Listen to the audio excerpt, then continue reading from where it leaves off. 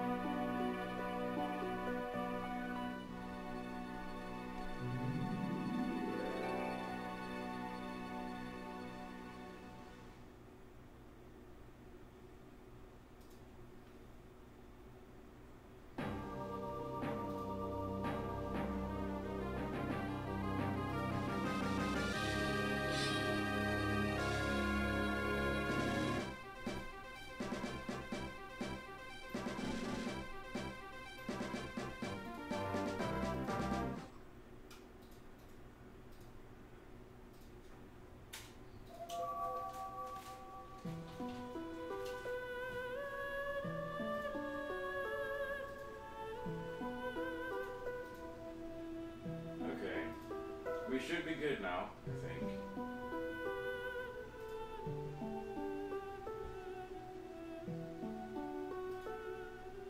I was just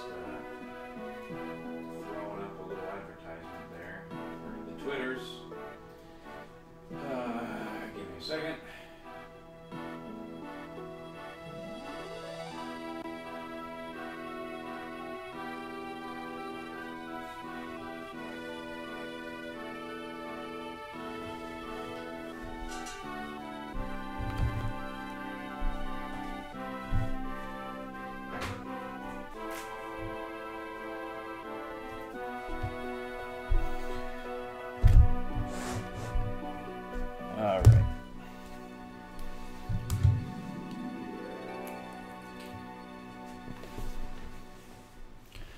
So, hey PR, how's it going?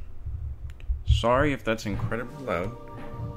I'm gonna lower the gain here so that you guys don't hear me.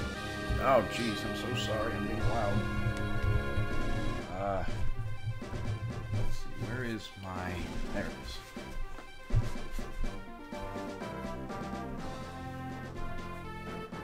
Hello, Ridley. Ugh. Okay.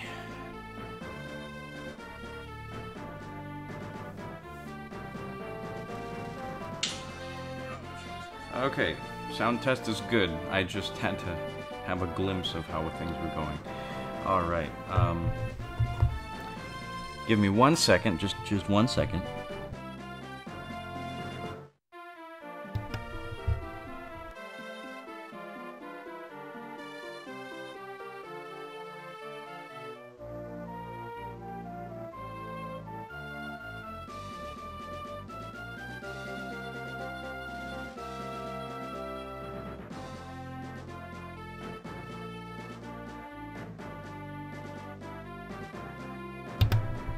Okay, sorry if that was incredibly loud.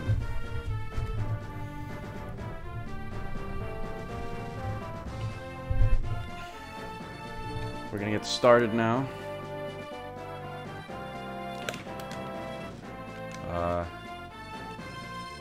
If my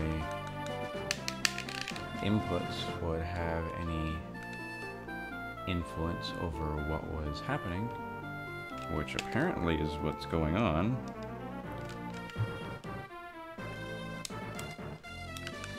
Huh, that's weird. So, I'm trying to use a GameCube controller for this right now, and it doesn't seem like it's reading any of my inputs. Huh. Let me see.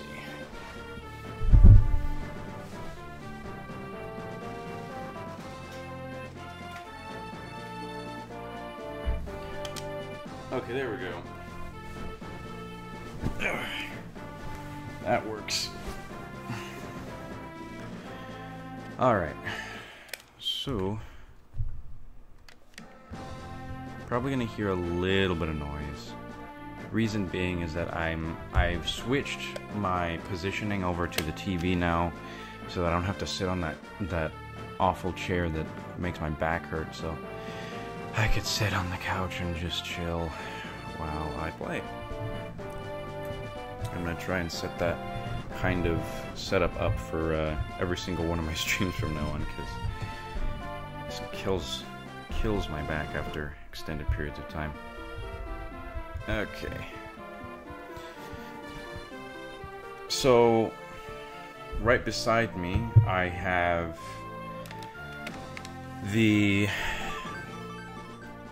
special or deluxe edition Zelda Encyclopedia. I just picked it up this morning.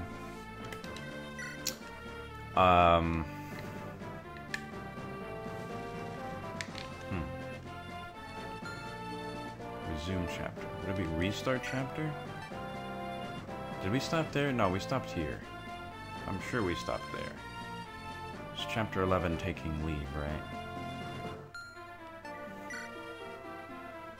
Yeah, we bookmarked that, I think.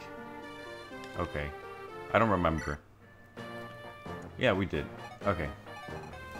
So, I don't... if you guys want me to crack it open and tell you some of the interesting stuff that I found, then I could totally do that. Because there is some fascinating stuff in there.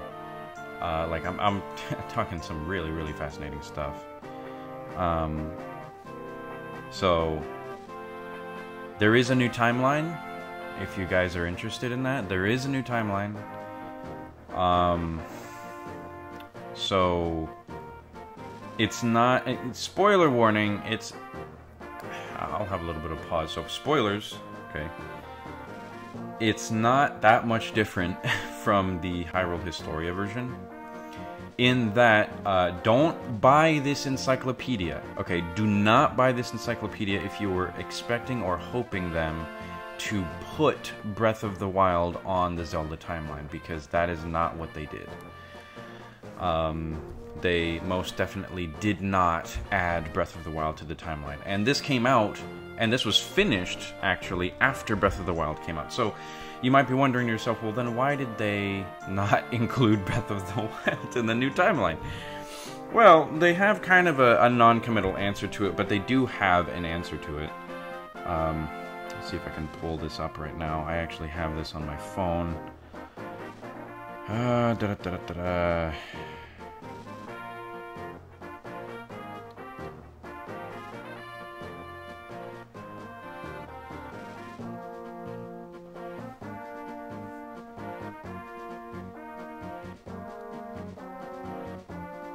Where is it?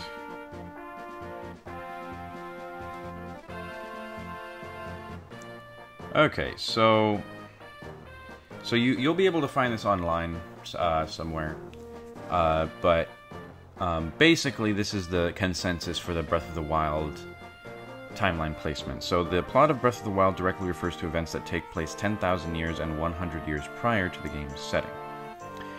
Before the game's release, Eiji Aonuma revealed that Breath of the Wild takes place after Ocarina of Time, so we know that it took place after the split. In an interview following the game's release, Aonuma touched upon the idea that the details of the history of Hyrule may have changed from previous games, similar to how real-world history books are often revised. In an interview with the game's director, Hidemaru Fujibayashi, he stated that Breath of the Wild takes place in the most recent age, long after the previous games. In an interview with Juvideo, Eiji Aonuma clarified that though Breath of the Wild does take place somewhere on the timeline, so he did clarify that yes, there is a place. Breath of the Wild does have a place on the timeline, okay? Though Breath of the Wild does take place somewhere on the timeline, its exact placement has not been decided yet, as definitively placing it during development might limit their ability to further develop the story. So, as far as we know right now, the reason why they haven't definitively placed it yet is because they're still developing the ongoing story. Meaning, Breath of the Wild is not all that there's gonna be. So chances are they're going to develop the story in perhaps a future release, or a sequel to Breath of the Wild, or something that continues that story that begins ages after the previous games.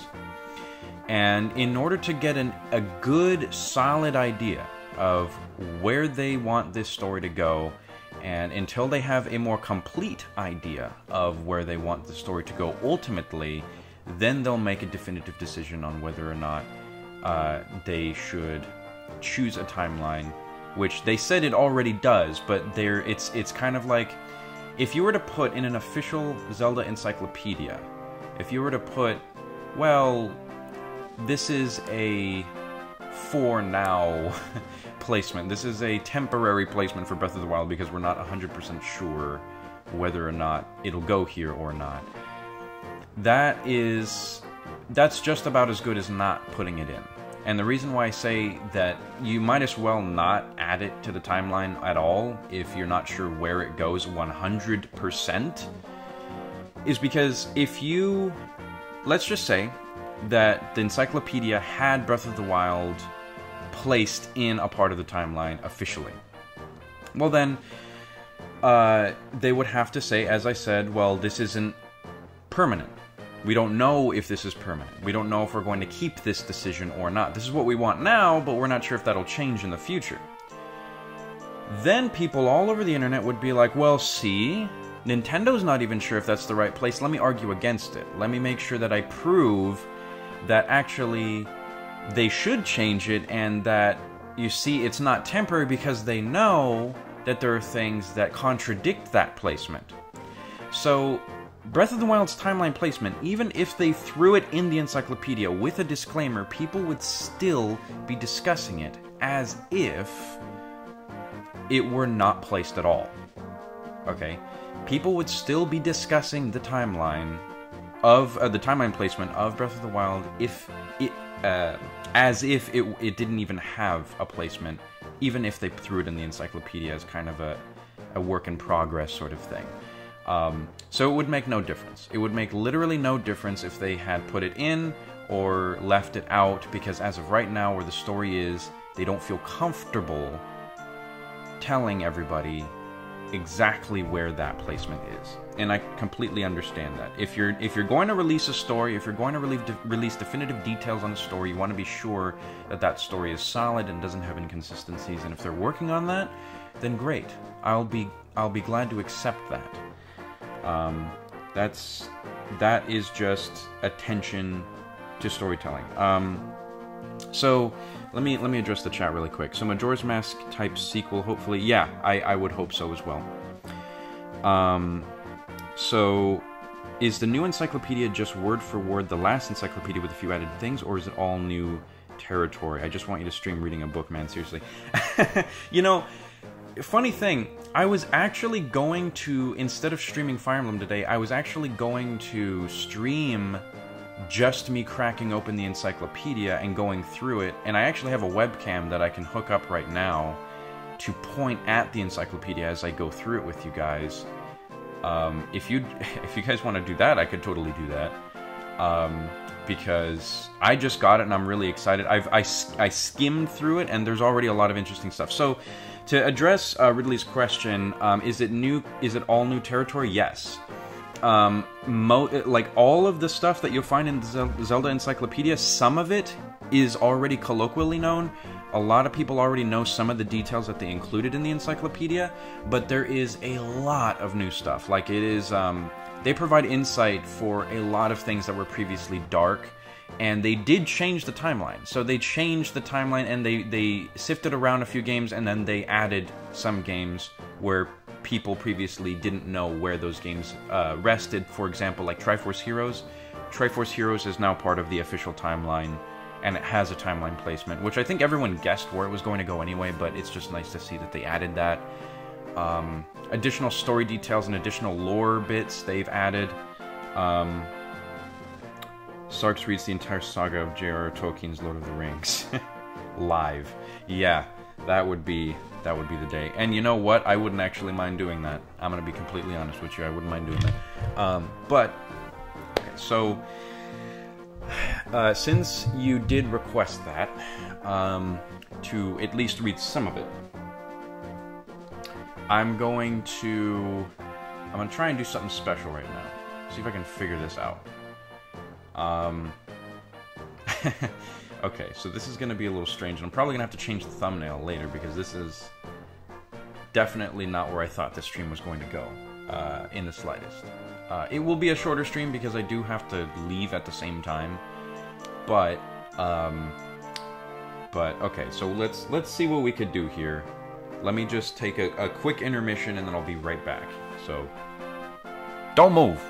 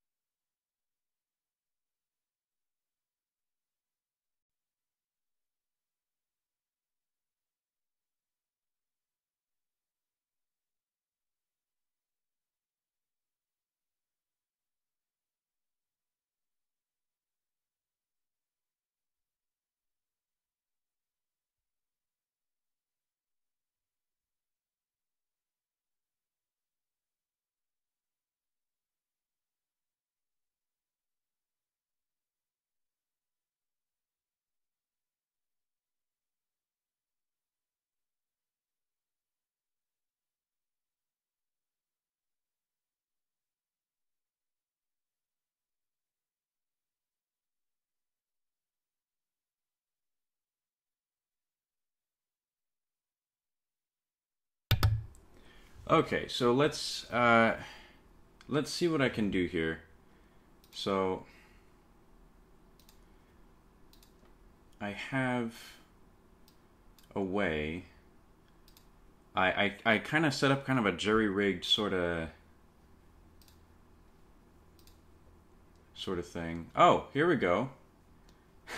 Nice, that worked way faster than I actually thought it would. Okay, cool. Wow, okay, that was actually really easy.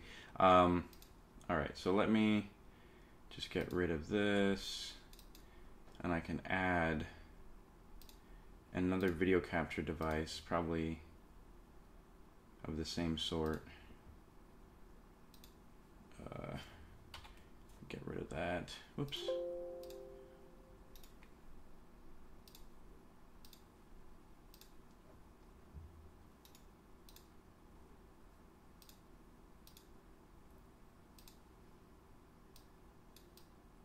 There we go. Okay, so I need to adjust this, obviously. So let's see. So yeah, this is this is what this has turned into, you guys. I hope you understand this. How are things looking right now? This should be okay as far as I know. Let's see.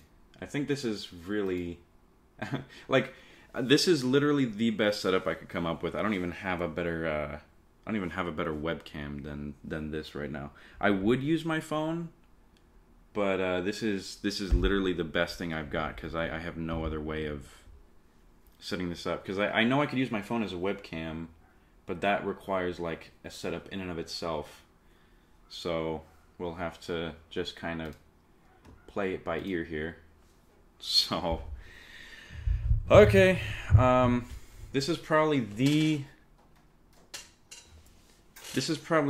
most like just out of nowhere setup I've ever had to do for like anything. It's pretty great, actually. Let me see if I can actually change the total setup here. So give me 1 second. I've actually got kind of a better plan of how this should go. It's kind of funny. So you know those like so you know those whatchamacallits? Yeah, you know those. The those things that hold like paper towels, those like metal things that have like a rod in the middle of them and you can just stick like a roll of paper towels on them. That I taped the video camera to that, if you can get just how absolutely jerry-rigged this is. So that's what's happening right now.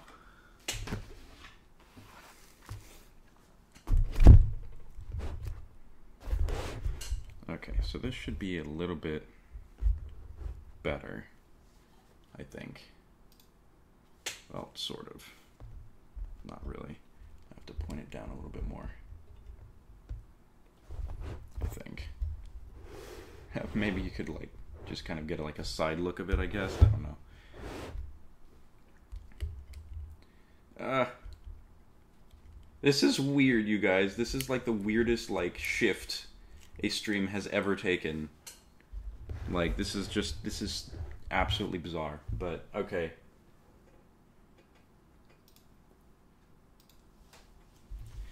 All right. I mean, this is what's about to happen now. Okay, so here we have the Zelda Encyclopedia. Oh, it looks quite nice inside. Probably gonna have to get a better angle on like everything, I guess. But I'll move the camera as it goes. But as you can see, it's got just the whole map there on the first page. Let's see here. So it's got all the games here. For well over a generation, stories of Link, Hero of Hyrule, have been passed down in a sacred text, cartridge, and disc. They began with The Legend of Zelda, released on a golden cart in the summer of 1987. The revolutionary top-down dungeon crawl defined the action-adventure genre and spurred a series of beloved games appearing on nearly every Nintendo console to date. That's basically just a... Okay, so this is the historical records. This is all of the stuff that we would like to deal with, obviously. Okay, so this is actually... If I can get a good shot of this. This is actually the new timeline. So it's... I guess it's much cleaner. I don't really know how to describe it. It's clean. But yeah, this is what it is. This is what it looks like. Not as many like images as there was before. So let's see. Traditions and history. So to better know the world of Legend of Zelda, it is crucial to know about Hyrule's creation, its history, and the connections between the eras, its chosen hero, Zelda and the goddess Hylia, and the battle of good and evil that seems doomed to be repeated. The diagram on the right shows the connected timelines of 17 key stories in the Zelda timelines, or on the Zelda series. The details of each story begin on page 217. Oh wow, okay, so that's pretty neat, actually. Following the events of Ocarina of Time, the timeline was divided into 3 distinct paths. The section represents the history of Hyrule using this chronology as a foundation. So this is the foundational chronology of the entire thing. So we got Skyward Sword, obviously, on the top. So first is creation. So I don't know if you can see that, but like at the very top there, that tiny little word that just says creation there. So yeah, there's that. Let's see. I'm like second guessing myself here. Okay, so we're good. I was looking at the stream. So anyway, Skyward Sword. We got Skyward Sword first, obviously, and then we've got apparently the banishment of the Twilight after the Master Seal was forged. So we have the emergence and sealing of the Demon King in Skyward Sword, Goddess Hylia reborn as Zelda, and then the Master Sword is forged. After the Master Sword is forged, we have the banishment of the Twilight, coming directly after the forging of the Master Sword. So isn't that interesting? And then the Sacred Realm is sealed, and the Kingdom of Hyrule is founded. So, unfortunately, it looks like that might actually discourage any kind of... it might actually discourage the whole... the Sheikah Twilight sort of theory. It doesn't completely, but it seems to me like that's something that they wanted to do. So anyway, just interesting information. And then after the Kingdom of Hyrule is founded, then we have the Minish Cap, 4-sword born from the blade of the Picori legend, the rise and sealing away of the demon Vati, 4 swords, revival of Vati, sealed once again by the 4-sword, and then we have the Hyrulean Civil War. And then Ocarina of Time, Ganondorf, King of Thieves, enters the Sacred Realm. The Triforce splits. Ganondorf transforms into Ganon, the Demon King. So that would be that. And then down here we have the Child Timeline, which actually looks much more, how should I say, bereft than the previous one does. I'm actually going to bring that up on my phone right now. Let's see. I want to just be able to cross-reference the actual timeline.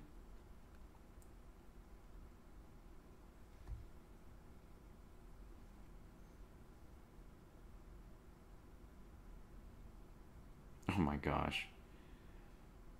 You know what's frustrating to me is that like the top image for actually it's just about the same. Never mind.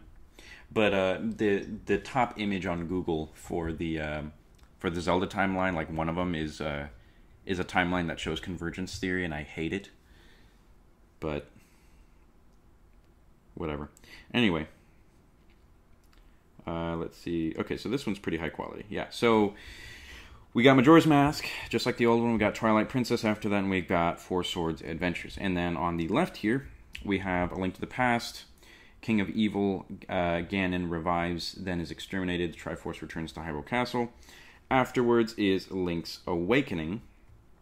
So, as far as I know, that was actually the other way around in the previous Historia. So, in right here, it says that A Link to the Past, after A Link to the Past, is Link's Awakening. Now, in Link's Awakening, that came after Oracle of Ages and Oracle of Seasons in the last timeline. So they actually made Link's Awakening come before. And then after Oracle of Seasons and Oracle of Ages, the Triforce splits. A Link Between Worlds then happens after that. Lorule invades Hyrule. The Triforce returns to Hyrule's Sacred Realm. And then after that, we have Triforce Heroes.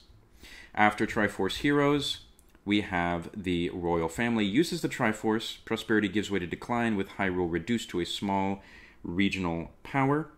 And then we have the very first Zelda game, Legend of Zelda. Ganon returns but is defeated. The hidden Triforce of Wisdom is located. And then after that, we have the Adventure of Link. So basically, the only thing that is different about the Hero is Defeated timeline is that Link's Awakening now comes before Oracle of Seasons and Ages, and they added Link Between Worlds as well as Triforce Heroes. So that's interesting information. As far as the adult timeline is concerned, it's basically the same again. So we have adult timeline, Ganon is sealed away. Wind Waker, Ganondorf is revived and defeated by Link. The Triforce is united. Hyrule is washed away. People set out for a new land. Phantom Hourglass, Kingdom of Hyrule is founded on a new land. And then in Spirit Tracks, Demon King Malladus is revived and then defeated. Locomo Guardians return to the heavens. And then, strangely enough, down here it says, a new age dawns in Spirit Tracks. So, I don't know if that is a... I don't know if that's a hint to what's to come after this, which may actually be Breath of the Wild. Don't quote me on that, obviously, because this is entirely 100% just me going off of little hints they drop here and there. So take that as with a grain of salt, because especially the fact that I don't believe that it is in the adult timeline should tell you enough. So anyway, so a new age dawns in Spirit Tracks after that. In the Ocarina of Time, Ganon is sealed away by the 7 sages, including Princess Zelda. So okay, so that's just describing what happens in the events of Ocarina of Time. So yeah, and then if you actually want to know the just literal history, which I think you have a good picture of right here, sort of. It's kind of a dim day. I'm kind of upset that, like, when I wanted to do this, it just so happened to be like a really crappy, like, it's not very well lit right now. But let's see if I use my phone's. Yeah, that does like literally nothing. Okay, but anyway, next time, if there is a next time to doing this, I will give a. I'll probably have a better setup, and I'll probably have a better camera to do this. So my phone can serve as a webcam well enough. So this is basically just a recap of everything that happened. So, like, it even describes, like, in-between events. Like, for example, there's the creation of the world. The 3 golden goddesses create the land that will come to be known as Hyrule and leave behind the Triforce. Golden triangles bearing the goddesses' power, courage, and wisdom. And then we have the goddess Hylia, which is basically just Skyward Sword lore. And then we have the banishment of the Twilight here. The world remained at peace for many years, but a group wielding strong magical powers desires the Triforce. Let me see. The world remained at peace for many years, but a group wielding strong magical powers desires the Triforce and fights to obtain it. The goddesses send spirits of light, which banish the group to the Twilight realm. That's interesting. Okay. So they included that little bit of lore there. And then the sage Rauru builds the Temple of Time and seals the entrance to the Sacred Realm. And then down here we have the Hyrulean Civil War, which is conflict among the different races continues ceaselessly across the land. The King of Hyrule quells the war and unifies the Hyrulean people under him. And then we have the Heroes Defeated timeline here, and we have... What's kind of interesting here is that actually we have kind of a new... How should I say... a new link, as it were, from Link to the Past to Oracle of Seasons and Ages. So we have fighting erupts in the Sacred Realm. The 7 sages seal the entrance to the Sacred Realm and Ganon in it. And then a Link to the Past, Ganon sealed in the Sacred Realm, transformed to the Dark World, plots his revival in the Light World. A boy descended from a clan of knights defeats Ganon. He recovers the Triforce and peace returns to the world. And then in Link's Awakening, the hero departs on a training journey and washes ashore on Koholint Island. And then, after Link's awakening, Oracle of Seasons and Ages, a young man visiting Hyrule Castle is whisked away to realms of trials known as Holodrum and Labrina, guided by the Triforce. He becomes a hero and stops the complete revival of Ganon. So, they don't really... they kind of separate these two games now, but anyway, I digress. That's how that is handled now, apparently.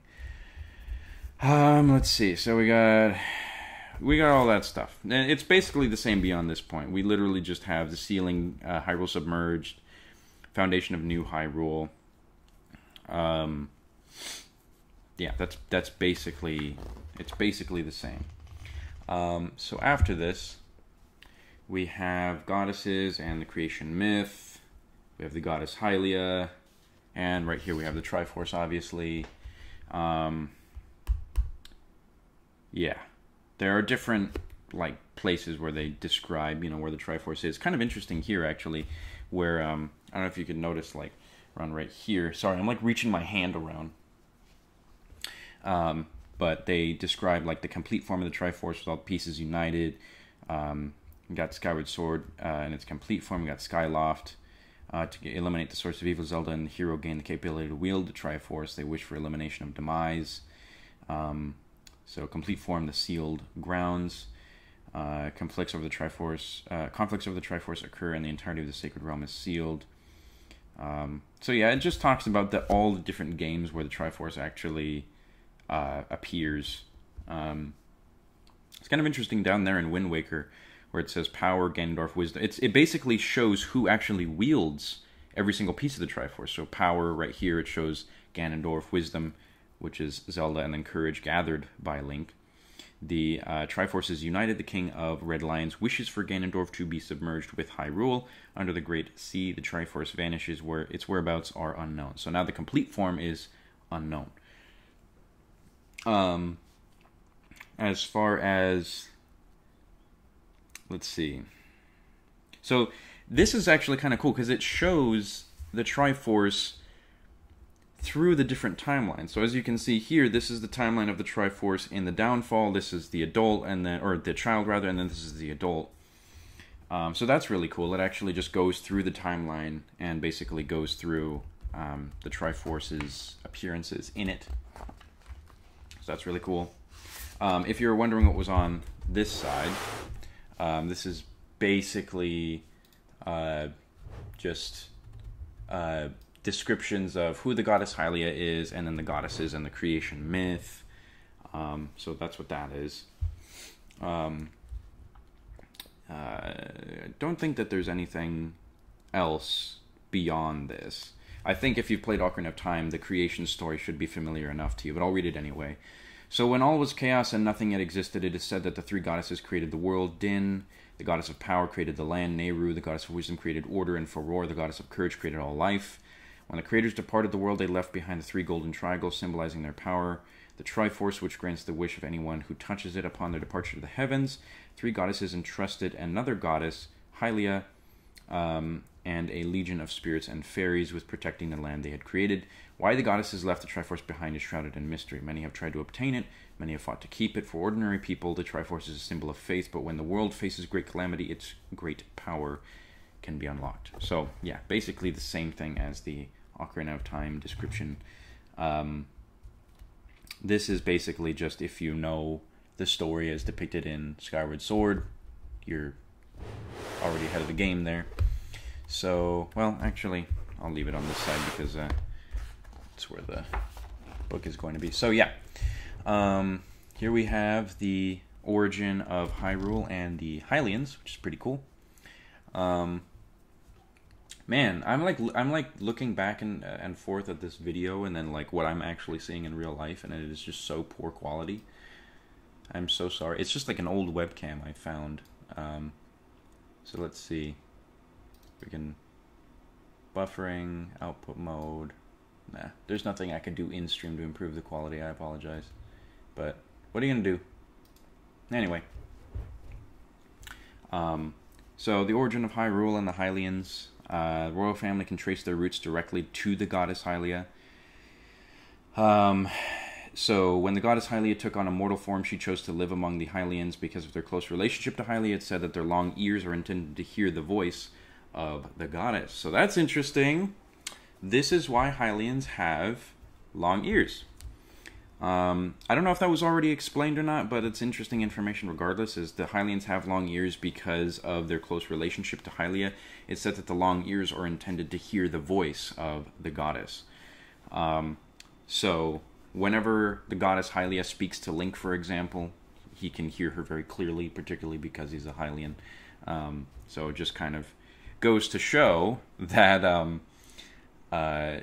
in order to actually be the hero, or at least it would help if you had long ears, i.e. if you are of Hylian descent, which is kind of interesting.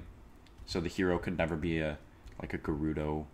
The hero could never be just a regular human or any other kind of race, like a Goron or something like that.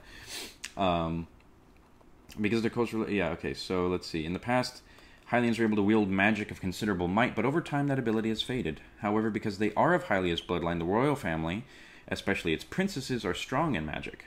Hylia's power has manifested wherever Hyrule is in danger. Both in the present and throughout history, some sages and shrine maidens have also been able to use magic, an ability that has brought them considerable honor in Hylian society. So, it's really cool. Just information there. So moving on to this side, we actually have the Kingdom of Hyrule and some of its history. So kind of neat here, you could actually see the image that I included in my analysis there of the royal family is kind of depicted by pirates, or Tetra's pirates. So that's really cool.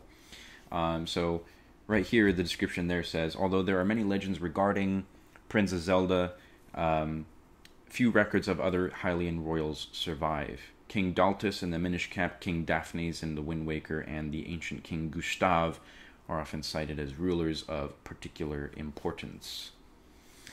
That would be the goddess crest, along with the royal crest itself. So the royal crest depicts a bird, likely in reference to the loft wings used by ancient Hylians to move about in Skyloft. There's a similar engraving in the ancient Temple of Time. So this part reads, at the heart of Hyrule is its kingdom, whose faithful people are called to keep the world at peace. The kingdom of Hyrule reigns over land that has been called the country of the gods, largely for the wealth and prosperity it enjoys from its divine protection. The Triforce is traditionally under the care of Hyrulean sages or the royal family. It's their duty to keep it from the clutches of heartless and evil beings who desire its power. When wars break out, those bearing the rightful lineage of Hylia are called to the kingdom of Hyrule to keep its chaos at bay. The kingdom is often threatened by demons, and this has created a cycle of prosperity and decline. Over time, Hyrule's history has been defined by periods of great conflict and oppression between the races who call the world home. Various traditions and legends have been born from strife, and if one path leads the kingdom of Hyrule to a diminished state, another sees it rise from the ashes, sometimes in new lands. So, completely unrelated note, since I'm unable to reach this right now, Ridley, I don't know if you can do this in the dashboard, but if you can change the name of the stream to not Fire Emblem, something related to reading the Zelda Encyclopedia or something like that, just so that if people come in seeing Fire Emblem, they're not completely put off by everything. I just deleted the description, so I just have no access to a keyboard right now. But anyway, so yeah, they have, let's see, right here, so number 4, the portrait of the princess and her retainer, so that's right here, who were chosen as the bodyguards of the successor princess when Hyrule was sealed. Escaping the seal, their descendants formed Tetra's pirate crew. Ooh, okay, so portrait of the princess and retainers were chosen as the bodyguards. Hyrule was sealed. Okay.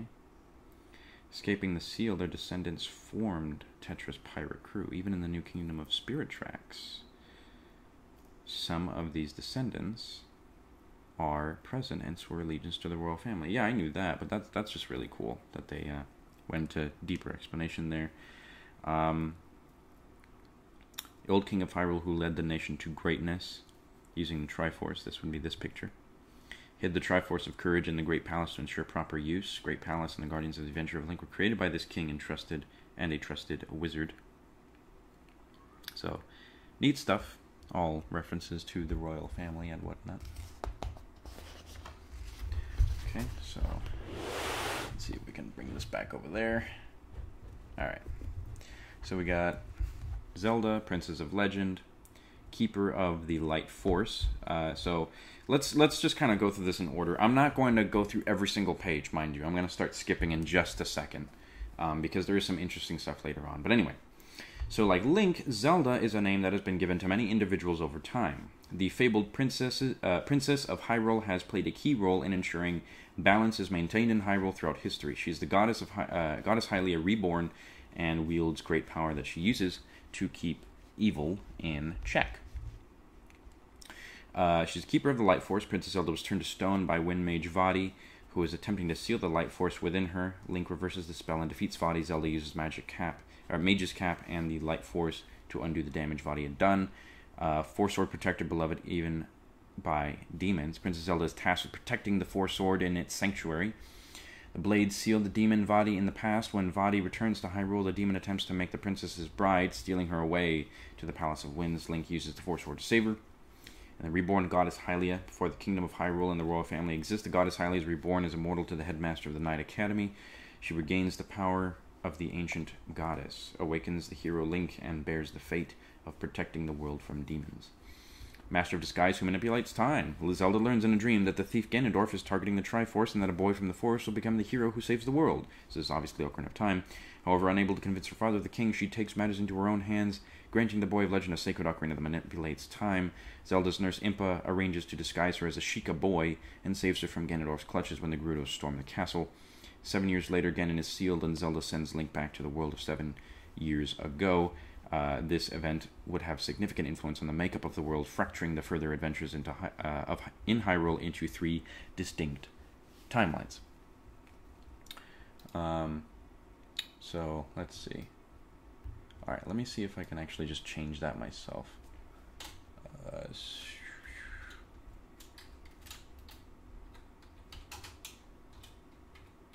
I'm gonna have to make a new thumbnail for this.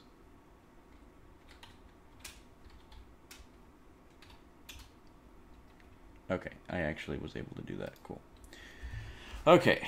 So anyway, there are a bunch of different depictions here, none of which are particularly necessary for your knowledge. So there's some really interesting stuff here too. Obviously, it follows the entire just sequence of Zeldas throughout the ages. So that's cool. So we have Link the Chosen Hero. So this is actually the intro to just the hero. So yes, this is kind of interesting actually. I want to know about Triforce Heroes Link and where he fits into everything. So let's see. Seen side by side, the heroes of many Zelda stories are clearly cut from the same green cloth. Each Link has realized his potential in his youth, often as a young adult. In Ocarina of Time, we met a younger Link, just a child, when Ganondorf first sought the Triforce, courageous of spirit, but too young to confront the leader of Gerudo. Even then, Link's courage was legendary. Okay, so I'm assuming over here is where it actually talks about that stuff. Let's see. So we have... Okay, so here it is. Yeah, so Triforce Heroes... Oh, really? Okay. So it says, a Link Between Worlds, occupation, apprentice blacksmith, path, using his ability to enter walls, Link recovers it. So this is a Link Between Worlds Link. He uses his ability to enter walls, Link recovers the Triforce from Hyrule using it, and then the clothing, blacksmith's work, clothing, and then fate, Link travels to the kingdom of Hytopia. So after the events of Link Between Worlds, he actually travels to Hytopia on like a little vacation. And in Triforce Heroes, he's the same hero as in Link Between Worlds. It's the same exact hero.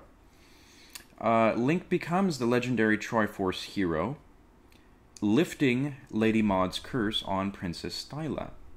Clothing changes from the bare minimum to a soldier's outfit. And then after that, the Legend of Zelda, the youth who travels the kingdom of Hyrule. Link seeks out the hidden Triforce of Wisdom and defeats Ganon. His clothing is ordinary traveling clothes. And then Adventure of Link is the same hero in The Legend of Zelda, obviously, which we know about. So, let's see. you know, and I can understand why people originally and why they originally placed Oracle of Seasons and Ages before Link's Awakening, is because it says the fate here is that he sets sail for training, and at the beginning of Link's Awakening, he washes ashore. But what's interesting is that the Link's Awakening Link actually says that he's the same hero as in Link to the Past. So the same hero that's in Link to the Past is actually the same hero in Link's Awakening. And then Oracle of Seasons and Oracle of Ages, the same hero as Link to the Past, obviously. So, okay, so Link to the Past through... Link to the Past, Link's Awakening, and Oracle of Seasons and Ages all have the same hero, which I think we knew. I don't think we knew about Link's Awakening particularly, but I could be wrong about that. But anyway, Path, Link travels to the realms of Labrina and Holodrum. He thwarts Twinrova's attempts to fully revive Ganon, and he sets sail for training. So yeah. So Link Between Worlds and Triforce Heroes Link is apparently the exact same Link. So that's now a thing, I guess. So... Oh, wow. Oh, wow. Okay. I'm like reading this stuff as I'm going, so I'm just like, whoa, okay, that's interesting. So let's start from the top, because I'm actually reading some really interesting stuff here. So it looks like in Skyward Sword, which is up here, you guys really can't see that. I'm really sorry about this setup, and I know you guys like kind of really honestly can't see anything here, but this is like as best as I can actually make it. And this is literally me like holding up the entire thing. So yeah, it's not something I can easily set up right now, just because of the fact that this was completely just, I don't know, jerry-rigged at the last second, I guess. So my apologies for kind of a sloppy setup here. I'll try to make it better next time. I think what I'm going to do actually is I don't know if I can do this now. I'm probably not going to do this now, but I can probably find a way to like set it up so it's like slanted towards the camera. But in any case, sorry you guys can't see the actual words itself. I'll try to make it as clear as possible. But up here it starts with the beginning of the timeline with Link. So Skyward Sword. Upbringing of the Skyward Sword hero is that a student of the Knight Academy, childhood and friend fellow student Zelda, who plays the part of the Goddess Hylia for that year's Wings ceremony. Path, the hero is chosen by the Goddess Hylia. He tempers the Master Sword, guided by Fi, the spirit of the sword, and seals away demise. I still want to say Fi, but everyone calls her Fi, so I'm just going to go there. Clothing he dons provided knight uniform. The year's color is green. It's believed that he decides to settle on the surface. So, yeah, that's his fate. The fate of the Skyward Sword hero is that he decides to settle on the surface. Minish Cap, a childhood friend of Princess Zelda, an apprentice and blacksmith. And the Path, obviously, we already know the Minish Cap story. Four Swords, basically the same thing that we already know from the past story and just from playing the games. Ocarina of Time, obviously he has different fates. So Fate B would be Defeat. The Sages seal Ganon. C and D, Link defeats Ganon and returns to his original time. So yeah. Let's see. So this is kind of interesting stuff. So if we actually go to the Majora's Mask part right here, I know it's hard to see again, but I'm going to try and make it very clear. The upbringing for Majora's Mask is the same here as Ocarina of Time, which we know. And I'll get into Majora's Mask later, but this is really interesting. So Link returns to his original time with the Triforce of Courage. We know that. He strays from the forest into a parallel world called Termina while searching for Navi. He saves Termina along with the fairy Tattle, but no record of his deeds after remains. And it says that his fate was, after dying, he becomes the hero's spirit and seeks a successor for his sword techniques, which is actually the hero shade that we see directly afterwards in Twilight Princess. So I'm not actually sure if that was enunciated in the last Historia. I remember them mentioning the hero shade as actually being related to the Hero of Time, but I don't know if they directly said that in Majora's Mask. Link just dies and becomes the hero's shade that we see in Twilight Princess. So if that's new, great, awesome. I actually really like that. So interesting stuff. Let's see. I'm trying to just find anything just worth mention here.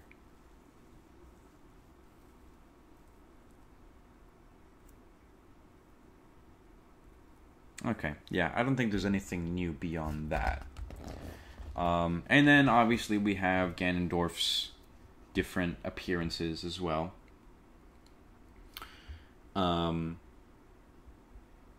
So that's kind of cool here. I don't know if you can see this, but right here it basically highlights which games Ganondorf directly appears in, and then which games his actual reincarnation appears in. So that's interesting. So actually, so Ocarina of Time, Link to the Past, Oracle of Seasons, Link Between Worlds, Legend of Zelda, Twilight Princess, and then Fort Swords Adventures is a reincarnation. So the Wind Waker. Okay. So yeah, that makes sense. And then we have fairies and spirits and things of the sort, which is all fine and dandy. You can look at this later. But yeah, so the Queen of Fairies and the Great Fairy, the latter of which takes a childlike form. That one's probably my favorite fairy, I would think. I've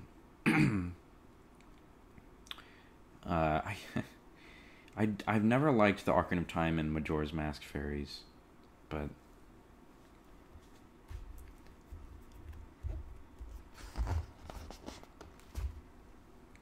let's see, the Sacred Realm and the Sages. Okay, so this one is really interesting because this was never confirmed before this. So this is cool. Let me see if I can just get like a better view of that. You can actually see the stand that it's actually on. I wasn't joking, you guys. I was actually doing that. So, anyway. So, the Sage of Light who became an owl. Owls are symbols of wisdom, protectors of knowledge. Perhaps this is why the ancient sage Rauru chose to appear to Link as the owl-like bird Kaepora Gaebora. He knew what Link would have to do to stop Ganon. So, it is confirmed now that Kaepora Gaebora is actually Rauru, which makes sense, actually, because Gaebora in Skyward Sword looks an awful lot like the owl and Rauru at the same time. So that's kind of interesting. But what's even more interesting is that yes, Rauru is a sage, but in Skyward Sword, Gaebora is Zelda's father. And Zelda's father is usually equitable to the king of Hyrule. So I'm wondering if there's a parallel there, but we'll read on. So by the time the ancient sage Rauru constructed the second Temple of Time in the era of Chaos to seal the Sacred Realm and the Triforce within, the events of Skyward Sword had faded into legend. It was said that the Master Sword has been used by a hero who traveled between two times, and that there was a temple called the Temple of Time. Borrowing the name of legend, Rauru constructed the new Temple of Time on the ruins of the sealed temple, and made the Master Sword a key for passage into the Sacred Realm. Since only someone worthy could pull the sword from its pedestal, it would keep those unworthy of the Triforce from entering the Sacred Realm. Rauru then secluded himself in the Sacred Realm in the Chamber of Sages along with the Triforce. The Sheikah inherited the secret of the realm and Master Sword, while Rauru's name was all but forgotten.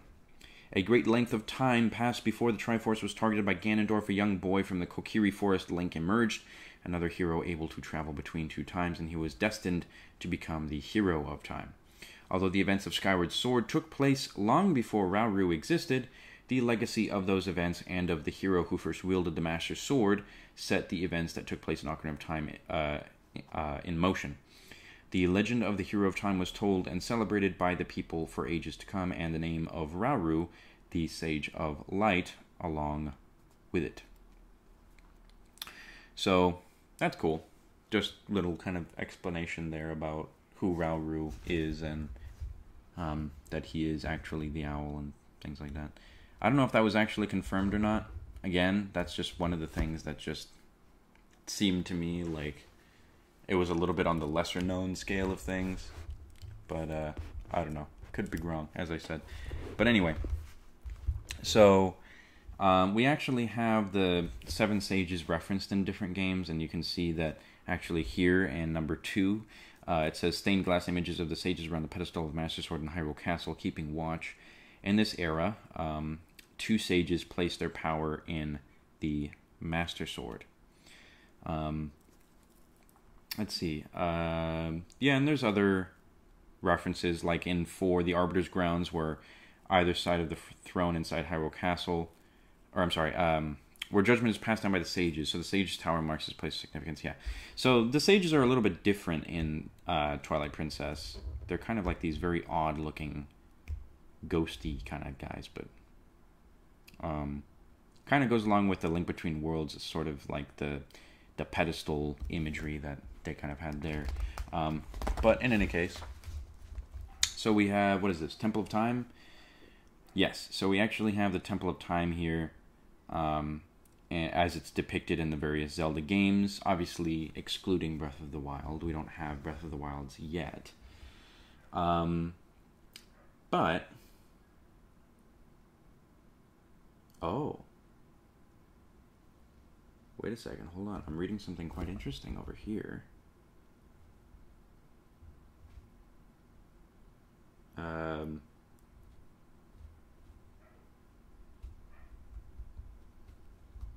Okay, never mind. I thought I was reading something like that linked the Gates of Time in Skyward Sword and the events in Twilight Princess, because it always did look like the it always, to me at least, looked like the Twilight Mirror. But let's see. I'm trying to find things that are just worth reading so that we don't read every single thing in the book. Other lands and realms, so it talks about the Dark World. Oh, wow. And it even goes into the heavens. Then we have the Minish World. Okay, yeah, so I'll move this right over here so you can actually see down here where you actually have kind of an image of, like, the different locales and places and things. So the heaven, we have Beyond Hyrule here. So, though Hyrule is the land that is most associated with Legend of Zelda series, there are many other lands that populate the legend. Some exist independently of Hyrule and the world that it occupies, while others can be seen as photo-negatives of Hyrule, or if Hyrule and that world were 2 sides of the same coin, Hyrule would face the light, while the other side would be in the shadow. Their counterparts and form a pair, with Hyrule being situated in the light world, and its parallel counterpart existing in places called the Dark World, or the Twilight Realm, demonstrating the relationship to one another. So it actually just kind of made the Dark World synchronous with the Twilight Realm just there. So that's interesting. Additionally, Lorule is a parallel world that acts as the opposite side of Hyrule, but also has its own separate history and Triforce. These worlds do not ordinarily come in contact with one another, but occasionally some kind of trigger breaks down the barriers between them. There are also illusory worlds that exist only in the dreams of great beings, or for only moments of time. Kingdoms like Hytopia are connected to Hyrule by land and can be reached by conventional means, on foot or on horseback. The skies over Hyrule have held their share of lands as well. Skyloft was created when the goddess Hylia raised islands of land off of the surface of the world to protect her people and the Triforce from evil. The Uka's city in the sky and the Wind Tribe's Palace of the Winds have also occupied the clouds in one era or another. In the adult timeline, when the hero of time disappears back to his rightful time, Hyrule is submerged beneath the Great Sea to seal Ganon and his evil forces. The Great Sea is connected to the neighboring world of the Ocean King by water. Beyond that is open sea that leads to the land of the spirits of good, which would become the land where Tetra founds the new kingdom of Hyrule. Wait a second, what? Hold on, let me reread that. I thought I just read something kind of revelatory. Where the hero of time disappears back into his rightful time, Hyrule is submerged beneath the Great Sea. Yeah, we know that. To seal Ganon and his evil forces. The Great Sea is connected to the neighboring world of the Ocean King by water. Really? Beyond that is open sea that leads to the land of the spirits of good, which would become the land where Tetra founds the new kingdom of Hyrule. No freaking kidding. That's cool. Let me look up some lore really quick on my phone because this is it's kind of cool.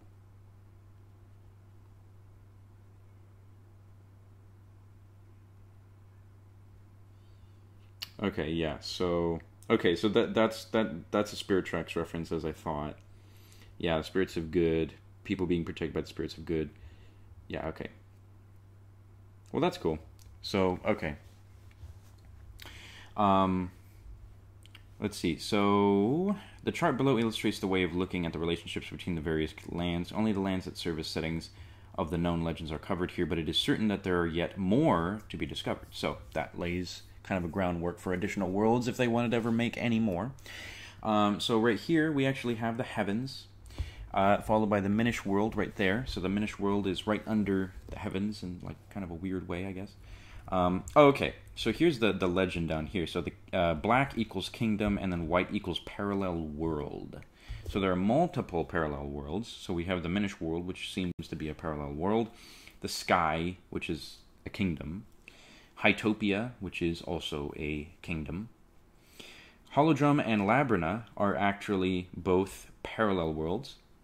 Koholint Island is a parallel world. That's interesting. So notice the placement of Koholint Island. I wonder if that's a reference to the fact that Koholint is technically both a real place and a parallel world, because that would explain why exactly it overlaps between the two and why it bears so much resemblance to Hyrule. It's not Hyrule, but it's also kind of a dreamlike world that resembles Hyrule, so it's kind of both. Termina is in the Kingdom of Hyrule, but it is a parallel world. And then the Sacred Realm is both a parallel world as well as a kingdom at the same time, I guess. So the Sacred Realm and the Dark World are kind of opposites. The Twilight Realm is behind it. So that's the distinction. The Dark World is actually opposite of the Kingdom of Hyrule. So completely opposite. Meaning not necessarily mirrored, but opposite. So literally, what's good is evil, in other words. The Twilight Realm is described to be behind the Light World. So that's an important distinction to make, is that the actual Twilight Realm is not the Dark World, it's just another world that exists behind the Light World that's kind of overshadowed by it. And down here we have Lorule, which is the Kingdom of Lorule. And that's interesting because they say it's the inverse. So unlike the Dark World, which is opposite, meaning good is now bad in Dark World, in Lorule, it's actually not the same thing as the Dark World. A lot of people thought Lorule was the Dark World, but it's not. Lorule is actually a completely separate kingdom that is a mirror image of Hyrule. So it is it doesn't mean that what's good is bad, it just means that it is a mirrored or inverse Hyrule, whereas the Dark World is opposite Hyrule. So that's an incredible distinction that they've made here, that the Dark World is opposite to Hyrule, whereas Lorule is the inverse or mirror of Hyrule. And then the Twilight Realm just exists kind of in the shadows behind the Light World. And then the world of the Ocean King is the neighboring sea over there, which is kind of interesting because that would be also classified as a parallel world. And then the land of the spirits of good would be the Kingdom of Hyrule, the new Kingdom of Hyrule, at least. And then beyond that would be the underworld, which was described because demons are present in Spirit Tracks and things like that. So that is good to know. So we have different monsters in light and dark. So we have the explanation of Aghanim.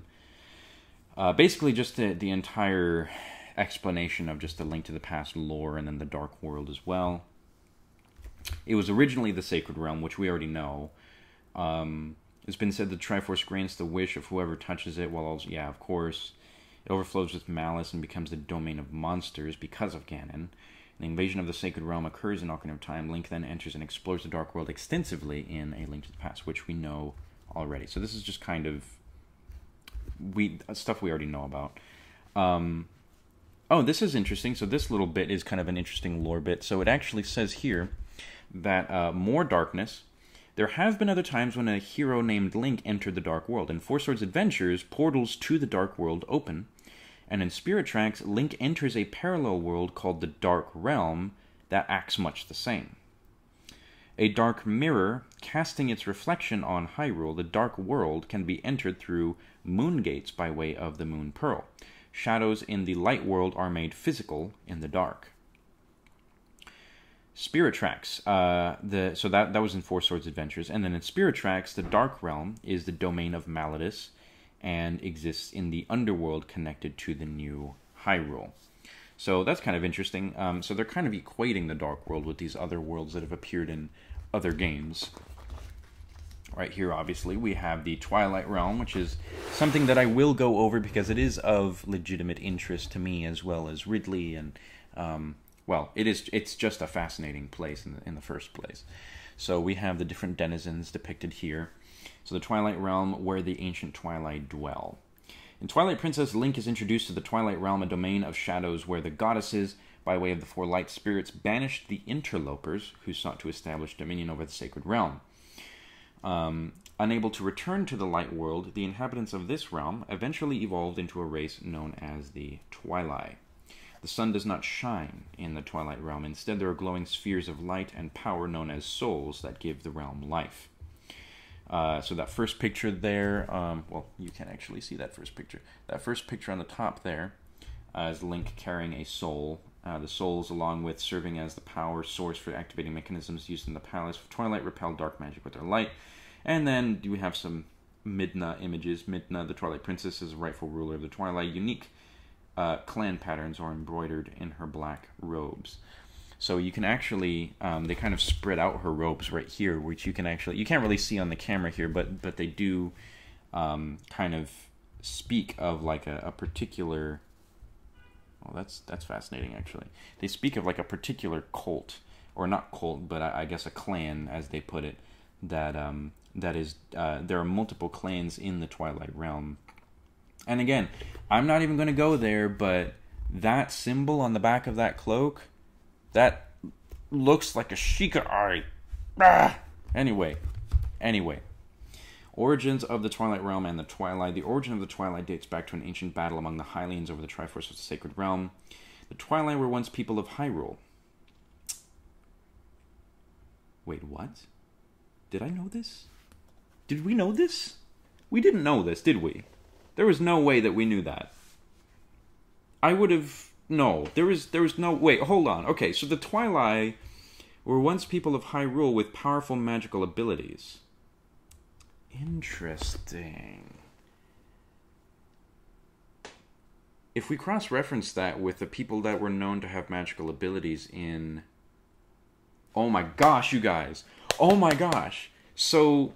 they were ancient Hylians with magical abilities, which essentially, if you remember the magical... I read a passage earlier that actually talks about which people are allowed to use magic in the world, in just the world of Hyrule and just the world of Legend of Zelda altogether. Who is allowed to use magic? And they said usually members of the royal family are allowed to use magic, particularly those that are in direct bloodline to the goddess Hylia, and the Sheikah are among those. So, come on, you guys. All right, let's just keep going. I'm not going to get excited yet. Anyway, so the Twilight were once people of Hyrule with powerful magical abilities. Using this magic, they attempted to take control of the Triforce.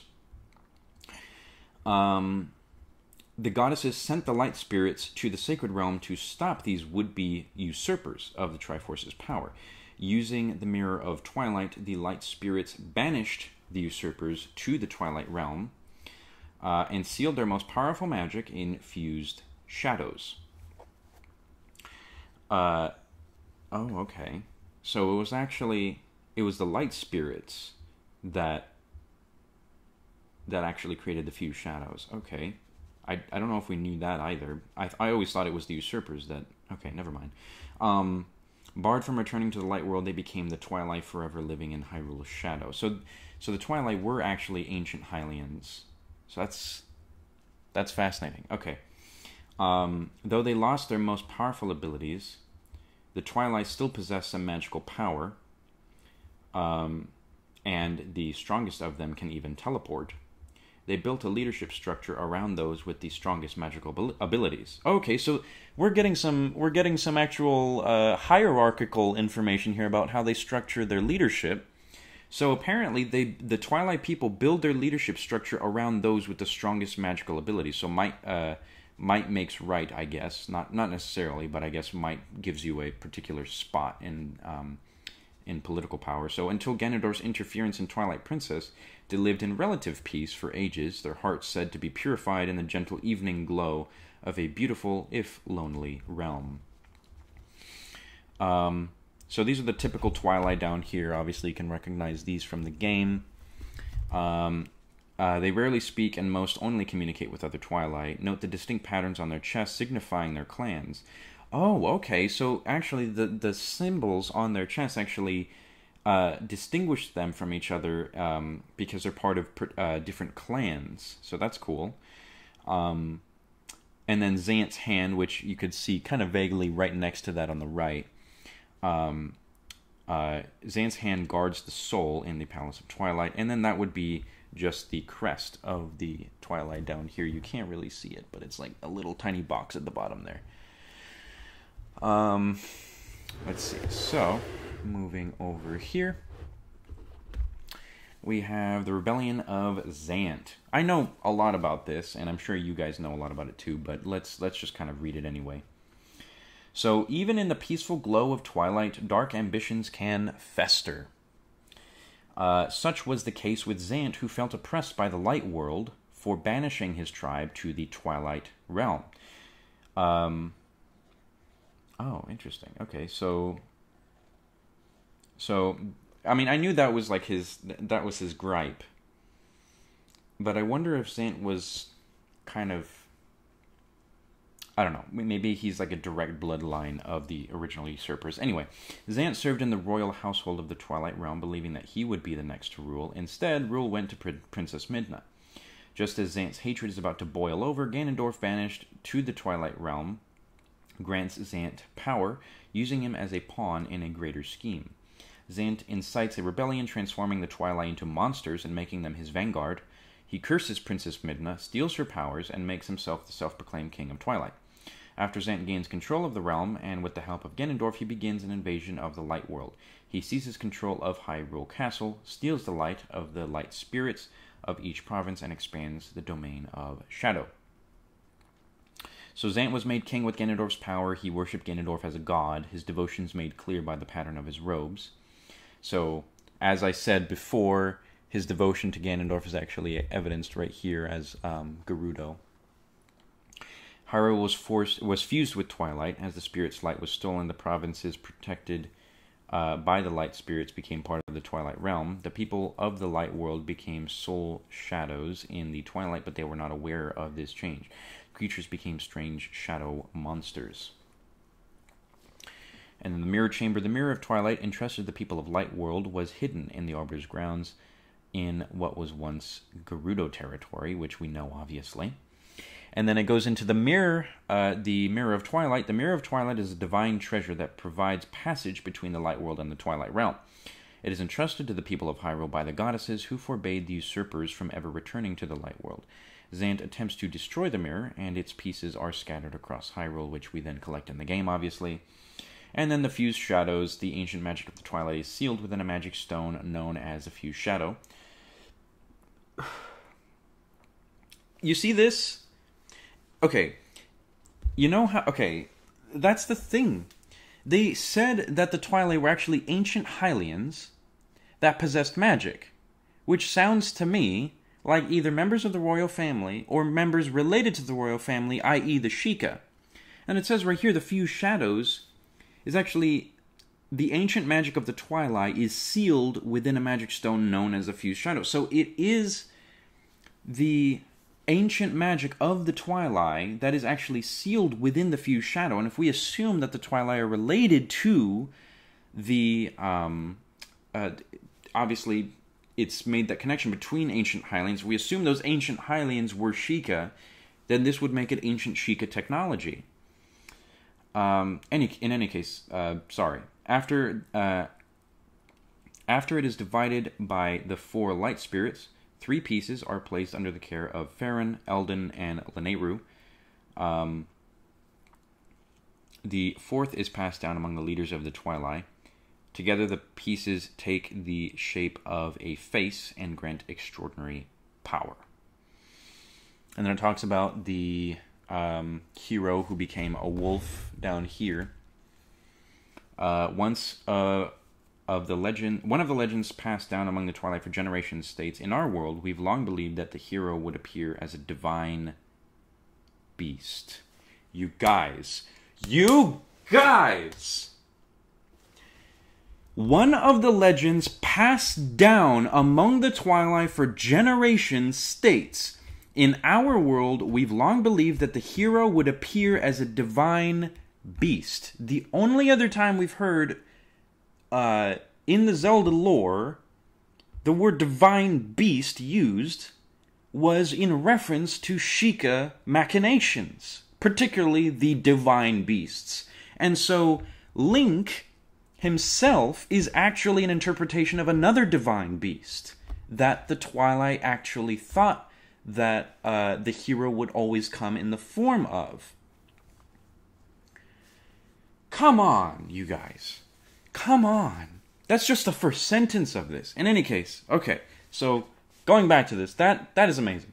So that could be huge. I don't know if it is, but that could be huge. It is said that the soul of the hero, in which dwells the power of the goddess, is endowed with the spirit of a noble beast. When Zant and Ganondorf rise to power in Twilight Princess, Hyrule is controlled by Twilight. A wolf of shining gold appears. This wolf had been known long ago as the Hero of Time, his soul remaining to pass on skills only one with the hero's soul can utilize.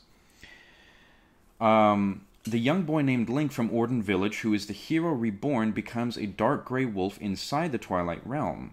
He possesses the courage recognized by the goddesses and obtains the Master Sword, just as prior versions of himself did. Further recognized by the guardian deities of the Twilight Realm, Link gains additional power for the Master Sword and becomes their savior of legend, a true hero who brings together light and shadow and defeats both Zant and Ganondorf. So, fascinating stuff there. Absolutely fascinating stuff. So, we actually have some interesting things here. So, I won't... For those of you that haven't beaten A Link Between Worlds, I'm not going to spoil much, because you have to play the game. You just have to. It is so stinking good. Okay, it's just so stinking good, I wouldn't want to ruin it for you. So anyway, just play the game. I'm not going to go too much into this, but I want to actually read this just kind of briefly to see how it is connected to A Link to the Past, if at all, which it seems like it would be, but anyway. So Lorule is the inverse of Hyrule. Its people, terrain, and even customs mirror Hyrule. So there's the key word there, mirror. Lorule even possesses its own Triforce until it is destroyed. Like the Triforce of Hyrule, Lorule's has enormous power and will grant a wish to anyone who touches it. This sows greed within some, driving vicious conflict. Amid the turmoil, the king destroys the Triforce, seeing it as the root of the violence, but the Triforce is the foundation of the world itself. Without it, the world is doomed to decay and eventually die. On a steady march toward ruin, Lorule hatches a plan to steal Hyrule's Triforce and save itself. So, Triforce lost, the world begins to die. Life without a Triforce makes miserable existence in low rule. Let's see here. The masked elder puts it thus: though we have seen the world crumble before us, we must not give up in the corruption of thievery. Monsters can keep you strong. They are only your only salvation, my son. Don the mask, don the mask. Okay.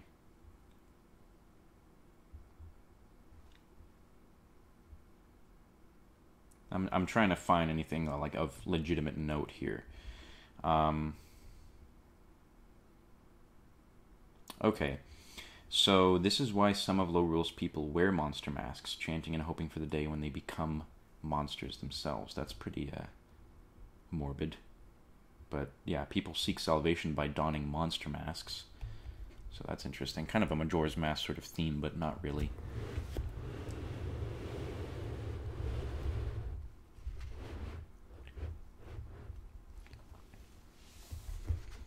In Japan, it's known as A Link Between Worlds 2. I think you mean A Link to the Past 2, but yeah, that's definitely something there.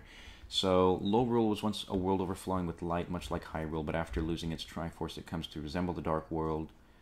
Okay, yeah, so that is an important thing to note there. So, where it says up here, you can't really see it, as I said, but anyway, so Low Rule was once a world overflowing with light. So it is a mirror Hyrule. The only reason why it looks dark is because its Triforce was destroyed. That's the only reason it looks that way. Yeah, it was overflowing with light, much like Hyrule, but after losing its Triforce, it comes to resemble the Dark World of legends past. In the absence of a Triforce, Low Rule's people grow increasingly aggressive and grim. So yes, it resembles the Dark World. It is not the Dark World. I will not read this because I feel like this might have a spoiler or two in it, but we'll get to that later. Oh man, okay, so it talks about Varen. So, okay. We have Holodrum, Trial of Seasons over here. Whoops, that was too far. So let's see. I don't think there's anything necessarily worth looking at here. Oh,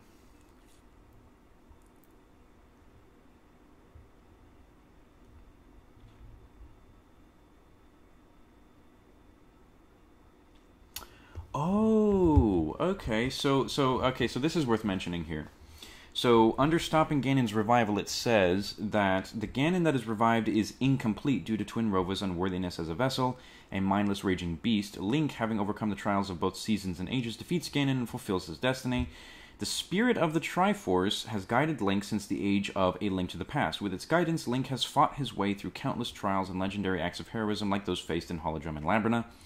And it says right here that you see this picture of the birds here. So it is said that after these trials, the Triforce took the form of birds that soared skyward and headed in different directions. This would account for its splitting prior to A Link Between Worlds. So, okay, that makes sense. Good. So now we know kind of an explanation for, like, timeline-wise, why the Triforce was split in such a way. But yeah, that makes sense. So that kind of sets up the story for Link Between Worlds, I would say. Okay, so now we have over here some interesting-looking stuff. I can't wait to read the stuff from that is lower. Let's see. Trying to see if I can find anything that is more just kind of lore-rich. But, okay, so let's actually look at the Servants of Twin Rova here. So, the General of Darkness, Onyx, and the Sorceress of Shadows, Varen, the pattern of the Gerudo decorates their clothing and armor. So that's all it says about them. And, yeah, so that makes sense, obviously. It makes sense just because of the fact that the Twin Rova are Gerudo. But that still doesn't account for the fact that Varen looks strikingly similar to a Twilight, and she has an upside-down Sheikah symbol on her dress. But I digress. I have an entire video about that. If you haven't seen it, watch it. Okay, so this is where it gets pretty interesting, too. So we're talking about Termina now, people. We're talking about Termina. So, in Majora's Mask, young Link wanders into Termina. The entrance to this parallel world is deep within a forest, in Hyrule, and leads to Clocktown, Termina's central hub. Much like Hyrule, Termina has great bodies of water, towering mountains, and deep canyons, and the people who call these areas home resemble their Hyrulean counterparts. So,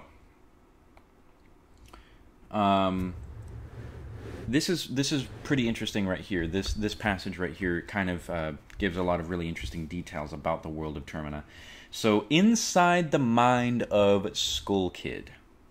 When a Skull Kid steals Majora's Mask from a traveling mask salesman, the combination of the Skull Kid's burdened heart and the evil magic within Majora's Mask transforms the world into the land of Termina. Termina is a parallel world with its own distinct culture, which is perhaps influenced by Majora's ancient tribe. This land is also inhabited by races and individuals similar to those found in Hyrule, which were constructed from the Skull Kid's memories. So this land is also inhabited by races and individuals similar to those found in Hyrule, which were constructed from the Skull Kid's memories and delusions.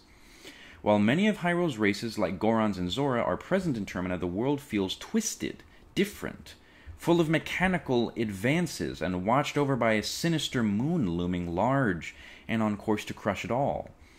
Skull Kid, like Link, once lived in Hyrule and claims he learned songs from someone resembling Saria of the Kokiri Forest.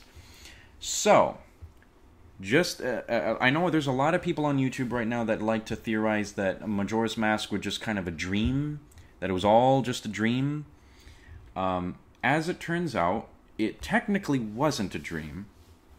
It was more of an illusion. It was Skull Kid stealing the Majora's Mask, which, if you would think of Majora's Mask as kind of a place in and of itself, the Majora's Mask seems to house the world of Termina, and fused with Skull Kid, after he puts it on, after Skull Kid puts on the Majora's Mask, it fuses, the world of Termina, that is, fuses with Skull Kid's memories and delusions.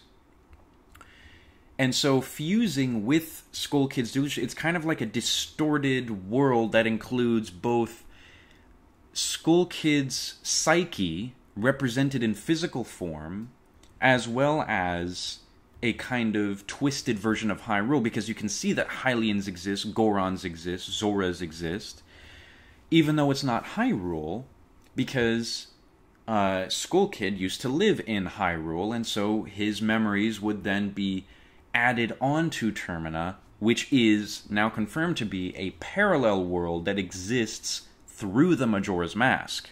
So it is another world, it does exist, but it was highly distorted by illusions created by the Skull Kid's memories and delusions. So it's very well possible, and we don't know if this is the case yet, but it says that after the events of Majora's Mask, Link dies. It says that. Earlier in the Encyclopedia, it says that after the events of Majora's Mask, Link dies. And they didn't clarify or specify when that was the case, but we can assume that after Skull Kid was done giving young Link his head trip, he decided to kill him or something like that. I don't know. But in any case, so that's your explanation for Termina, if you had any questions about that. There's the Tale of the Four Giants and the Falling Moon. There's the Carnival of Time. There's the Four Giants. I think this is probably worth reading, so I'll read that out. A Tale of Four Giants and a Falling Moon. So in Clocktown, at the heart of Termina, There is a story passed down telling of 4 guardian giants depicted in the bottom right image. According to this story, the giants once lived together in harmony with the town, and there's also mention of a mischievous imp, the Skull Kid. The 4 giants were spirit friends of the Skull Kid, who, much like Termina itself, were created in a new form by the power of Majora's Mask. As for the Skull Kid's past deeds, they are now legend among the people of Termina. As the legend continues, the giants are sealed away, and Termina is fated to be destroyed by the swiftly falling moon. Luckily, the Hero of Time appears to defeat Majora's wicked embodiment and break the curse of Majora's Mask. While the hero's pure heart allows the world of Termina to momentarily revel in its salvation, as soon as he departs, that world ceases to exist. Having learned his lesson, the Skull Kid makes amends with his friends, the giants, and thus the world in his heart also finds peace and is able to greet the dawn of a new day. So, interesting stuff there. Termina actually ceases to exist once the Hero of Time actually leaves, and Skull Kid actually makes amends with his friends, the giants, which are apparently just spirit friends of his, which I think the game actually tells us, but as far as we know, they're just like sort of like imaginary friends of his that he sort of conjures up in his screwed up mind. But in any case, so we have Koholint Island, the Dream of the Windfish. Let's see.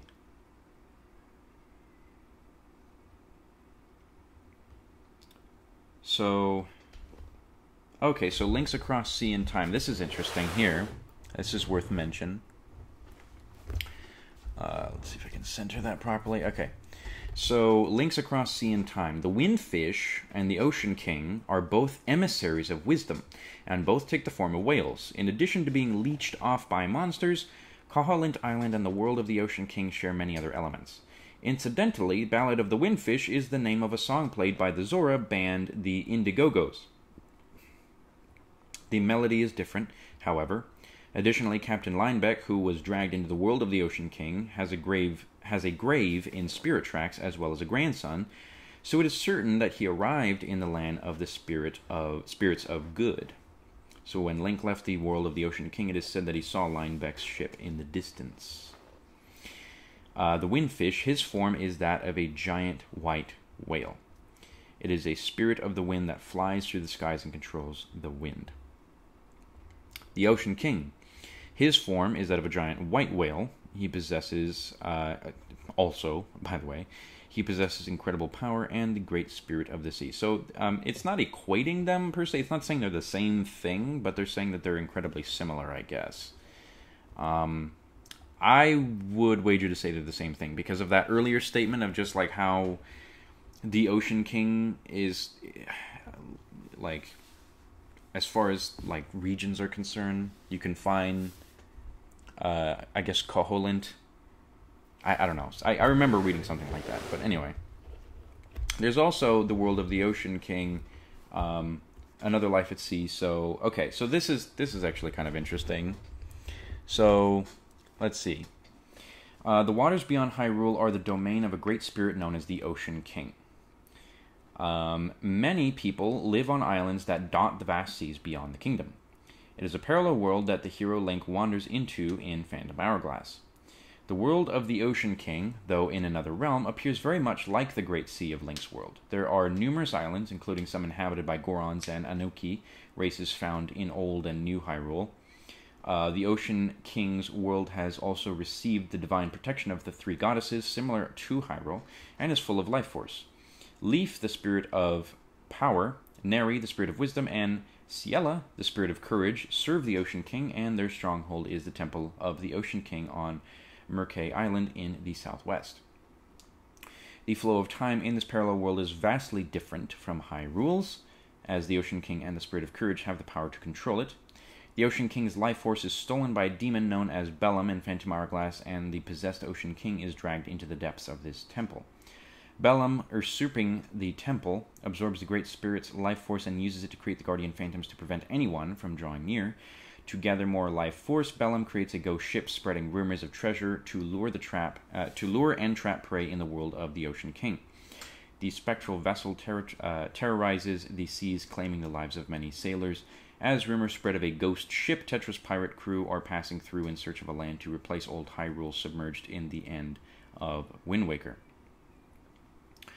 The ghost ship lures the pirates and Link, hero of winds, into the world of the Ocean King, but Link's ready having tangled with bigger fish. He defeats Bellum and revives the Ocean King. With Bellum gone, the ghost ship vanishes. So that's just the whole story, basically, of Phantom Hourglass. Talking with spirits. The Windfish and the Ocean King both create surrogates in order to communicate with the heroes who come to their aid. The owl that appears to Link on Koholint Island speaks for the Windfish, while the Ocean King takes the form of a man named Oceus, who's able to move freely in search of ways to fight off the monsters that plague his world. Let's see. Dream and Life Eaters. The dream-eating nightmares and the life force-consuming Bellum. Both are parasitic monsters. Parallel eras. So, though the events of Link's Awakening and Phantom Hourglass occur across separate histories, both happen at similar times while at sea after the defeat of a revived Ganon. That is important to know, okay? Sorry to immediately just go crazy there for a second, but that is important to know. That is incredibly important to know. Reason being is that they take place around the same time. They feature the Ocean King and the Windfish, which are incredibly similar, okay? And they both act the same way, and they serve the same purpose in each of their individual worlds, but they're in different timelines, okay? What did I say about characters existing across timelines? It doesn't mean, and this is just a perfect example of this, that we have the same character existing in drastically different timelines, but since it takes place around the same time, we can evidence that it is actually the same character, and it's basically leading us towards that idea there, in that in Link's Awakening and Phantom Hourglass, we're dealing with the same fish, we're dealing with the same whale. So that's cool. And I really want to emphasize that, because that is something that I feel is integral to the understanding of the timeline, is that just because you're in different timelines, it doesn't mean that you'll immediately erase things, that things stop existing, that Hyrule changes drastically in one timeline to another.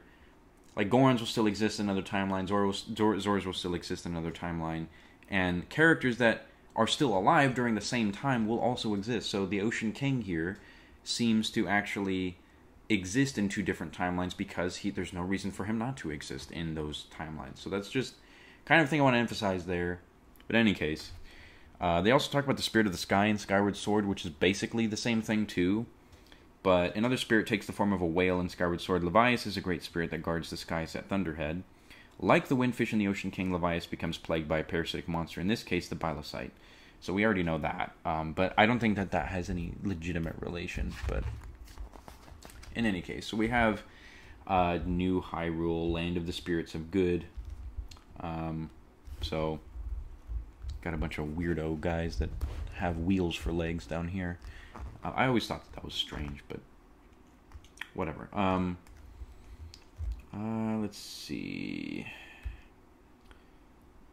Royal Engineer Alfonso's, former swordsman, his answer was Gonzo, member of the Tetris pirate crew, passenger train. I mean, we could talk about this just for like a brief second. When Tetra and her pirate crew first arrive in the Land of the Spirits of Good, they encounter Anjean, the Lokomo guardian of the Tower of Spirits. To Anjean, these pirates are an obnoxious bunch, but over time, she and Tetra grew close, becoming good friends. Anjean possesses the Spirit Flute, an instrument. Tetra takes a liking to it, and after she pesters Anjean incessantly, Anjean finally agrees to give it to Tetra, provided she uses its power to protect the land and its people.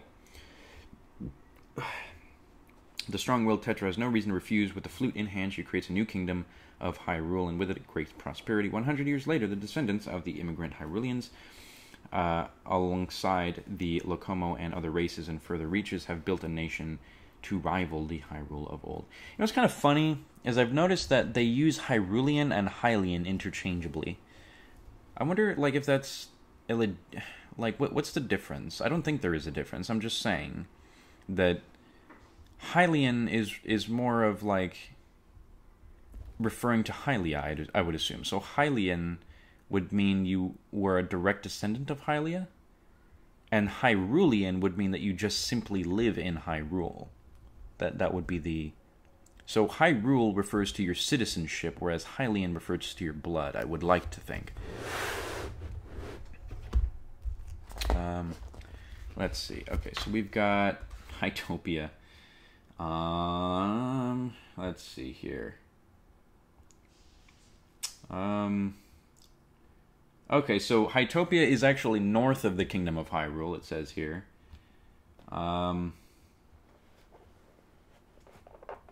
Yeah, so fashion over swordsmanship is basically the lay of the land here. Let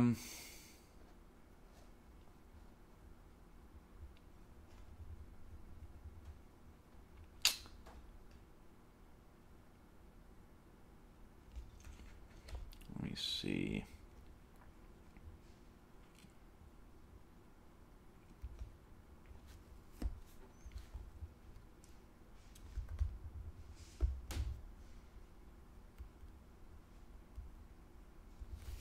Yeah, I don't think there's anything interesting, like, lore-wise.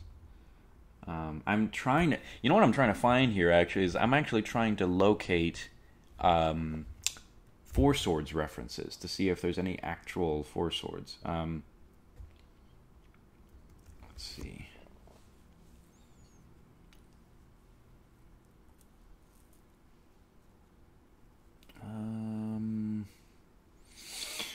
I'm not actually finding anything. I'm just skimming it, but from what I can tell, there's no actual reference to... Huh. Okay, so it actually talks about the Drablands, which is where Lady Maud comes from. The ruins of the Drablands, even after studying the symbols used here, it's not possible to identify its era or people.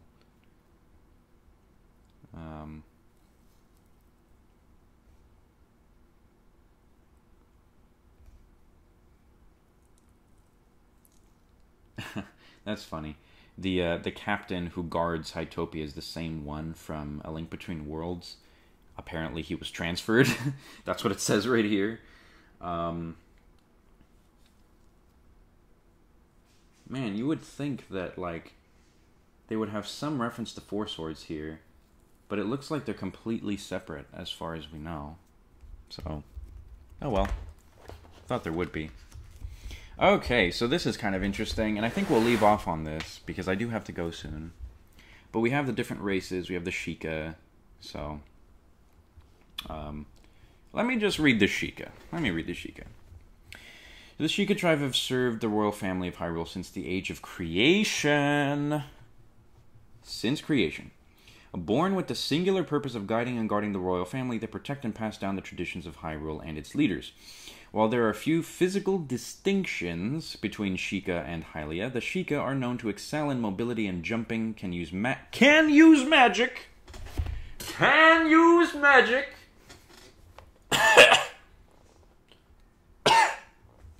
The Sheikah can use magic. Okay. What was I saying? Oh yeah. Can use magic and specialize in hand-to-hand combat. They have enhanced their technical capabilities with a variety of research and create tools unique to their tribe, obviously. The existence of the Sheikah is typically a secret to all but members of the royal family and those close to them. Their tribe best fulfills its duty when acting in secret as shadows of Hyrule. In eras of war, they are essential agents of the royal family, handling all manner of duties from combat to intelligence gathering. No matter how dark or perilous the task, they will do what is necessary to keep the kingdom from harm. There was a time where they existed in great numbers, but as a relative peace comes over Hyrule, the role of the Sheikah becomes less important, and their ranks dwindle. At certain points in Hyrule's history, encountering a Sheikah is a rare thing. So, that explains why in some games we don't actually see very many Sheikah.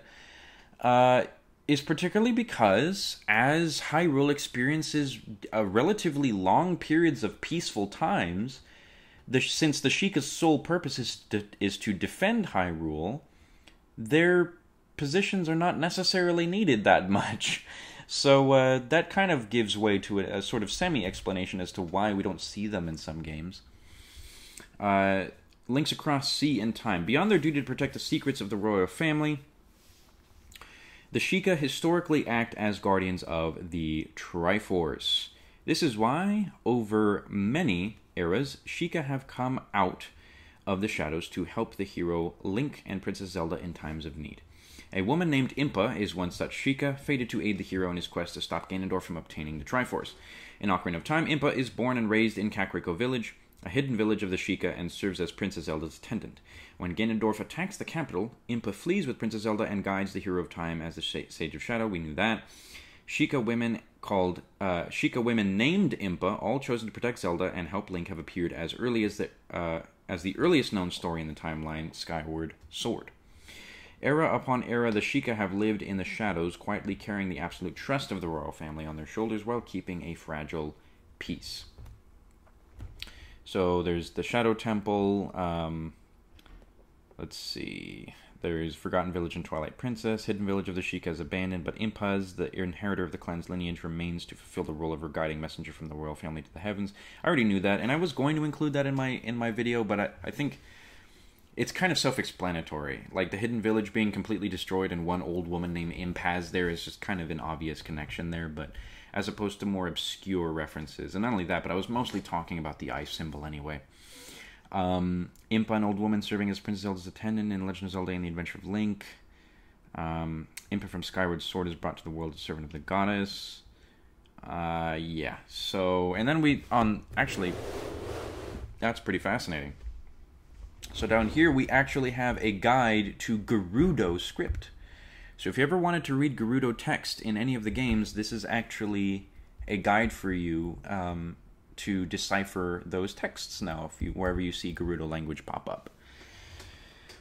So that is the Gerudo alphabet. Their language is different from that of the Hylians. So let's see.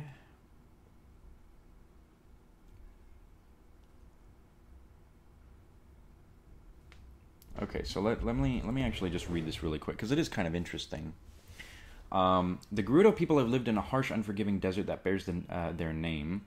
In this group made up entirely of women, traditionally only one boy is born to the Gerudo every 100 years, and he's fated to become their king. Sweltering days and bitterly cold nights in the Gerudo desert mean that the Gerudo are as tough as they are resourceful. Thievery is a livelihood. They compete in horse riding and archery. On the rare occasion that they make the trip to Castle Town, it is often the pursuit of courtship. In Ocarina of Time, Ganondorf is the boy born to the Gerudo and raised to lead them.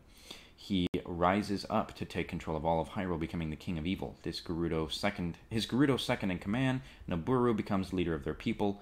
Nabooru is brainwashed by Kotake and Koume, the twin Rova, the witches who raised Ganondorf, and carries out cruel acts of banditry on his behalf. Kotake and Koume, about 400 years old at the time of Ganondorf's rise, are said to maintain their long lives by way of powerful magic. Once Ganondorf is sealed, the world becomes peaceful and the Gerudo return to their lives of noble thievery. When Ganondorf is then executed in Twilight Princess, the Gerudo are driven out of the desert altogether. They find a new home in the Desert of Doubt in Four Swords Adventures and work to foster a more positive relationship with the Hylians, condemning the actions of their former leader. So, pretty interesting Gerudo stuff. Let's see here. We got some of the Gorons. Look at this happy guy. Look at that guy. He's just the happiest guy you'd ever did see. He's great. Let's see here. I'm just gonna see if I can. Yeah. So actually, we're almost done. Oh, never mind. We're not even close to done with historical records. It goes into animals. It goes into flora and fauna. Jeez Louise, man. This is something else. Oh, that's cool. So it actually compares the maps together.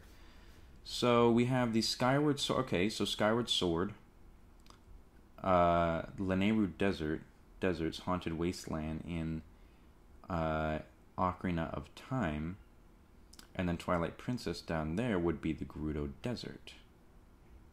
Interesting. So in the era of Skyward Sword, Hylians lived on islands in the sky, and other races populated the wild and largely undeveloped surface. At some point in time after that, the Hylians joined the other races on the surface, and after a protracted civil war, formed a unified kingdom of Hyrule as seen in Ocarina of Time. Eras later, The map from Twilight Princess shows that the landscape has changed slightly, though separated by time. All three maps show similarities to other eras, as demonstrated by the charts to the right. So they are the same landmass, they've just shifted. The landmass has shifted. So Skyward Sword to Ocarina to Twilight Princess. Yeah, that seems about right. The Desert Colossus, that's interesting. Kokiri Forest is called the Faron Woods in Skyward Sword and Twilight Princess. So, same place. As I thought, honestly, but yeah, good confirmation. Sacred Grove, with the pedestal that holds a Master Sword. In later areas, the pedestal is known as the Pedestal of Time. Zora's Domain, Kakariko Village, and Death Mountain are major centers for Zora, Hylians, and Gorons, respectively, that persist across multiple eras.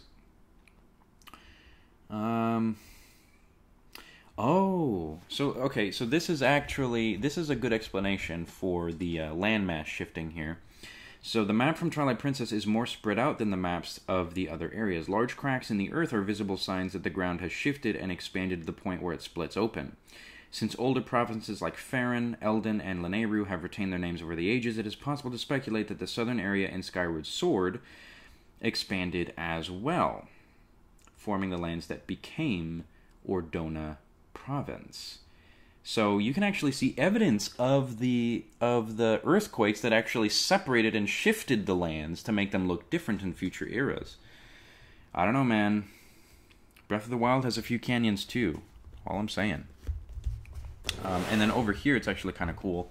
You could see the connection to Castletown here, Windfall Island, and then Kakariko Village, also Windfall Island, which is really interesting because I don't know if you heard Windfall Island, but Windfall Island is the song Windfall Island in Wind Waker is just a different version of Kakariko Village. I don't know if you have noticed that, but yeah, Windfall Island's theme song is literally Kakariko Village.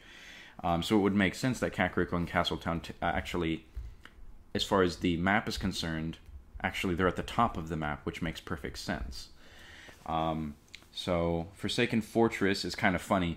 The Forsaken Fortress is also right by Gerudo Valley, in the same positioning on the map too. So that's really, really interesting. And then the Tower of Spirits, Hyrule Castle. So that kind of is around like the more Breath of the Wild location of Hyrule Castle, I would say. So the Tower of Spirits, that's interesting. Yeah, so Hyrule Castle is directly under the Tower of Spirits, which makes sense. Lake Hylia would be Great Fish Isle. So roughly around the same place, I would say. Forest Haven would be the Great Deku Tree, which is actually roughly in the same place. It's in the, that would be the southeast corner of the map. So southeast corner here, southeast corner here. And then we would have Zora's Domain kind of around the same area as well. So apparently Hyrule Castle just embodies this entire region here. So Hyrule Castle is absolutely massive. Dragon Roost Island is actually right around where Zora's Domain is. Which lends more credence to the whole Zora become the Rito thing, because it did say that the Zora evolved into the Rito. So, yeah. See, Ganondorf destroys Great Fish.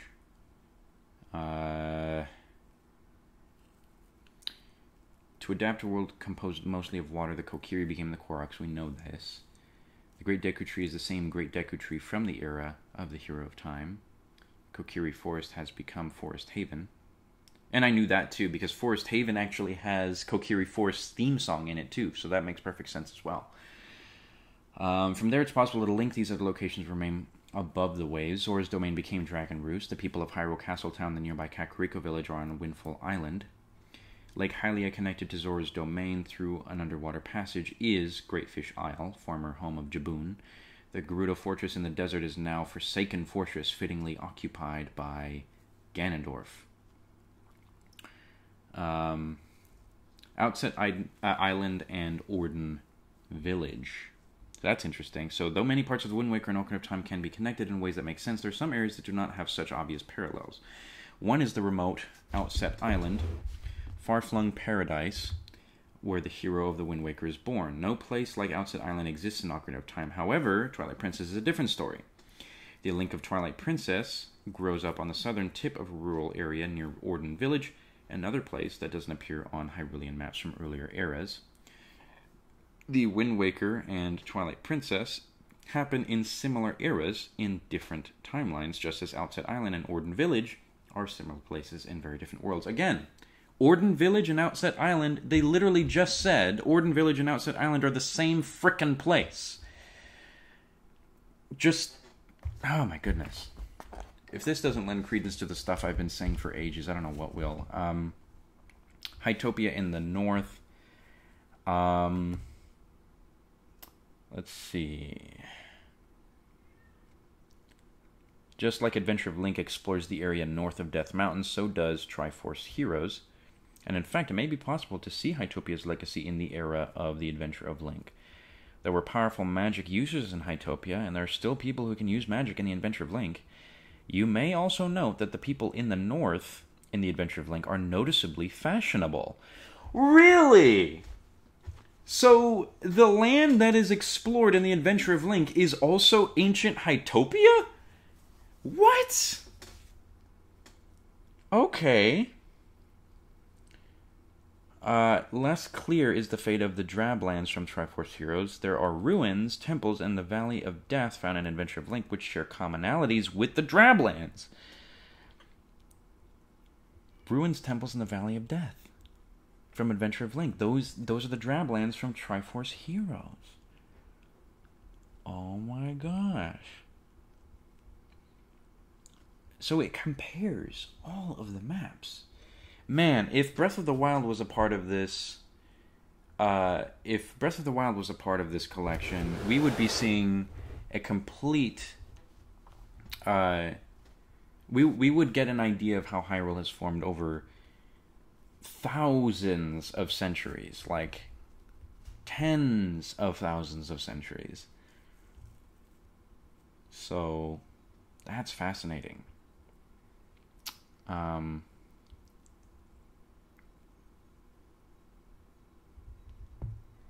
So the timeline where Link fails to defeat Ganon in Ocarina of Time and the Kingdom of Evil is sealed away instead by the Sage's Kingdom of Hyrule shrinks to a small regional power. Maps of games set during this decline illustrate how Hyrule changes.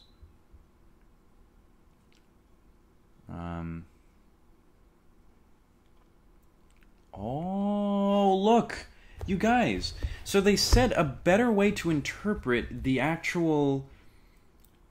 a better way to interpret the map from Link to the Past, to associate it with the map from Ocarina of Time as the same landmass, is if you tilt slightly the Ocarina of Time map, it actually more closely resembles the Link to the Past map, which then closely resembles the Link Between Worlds map.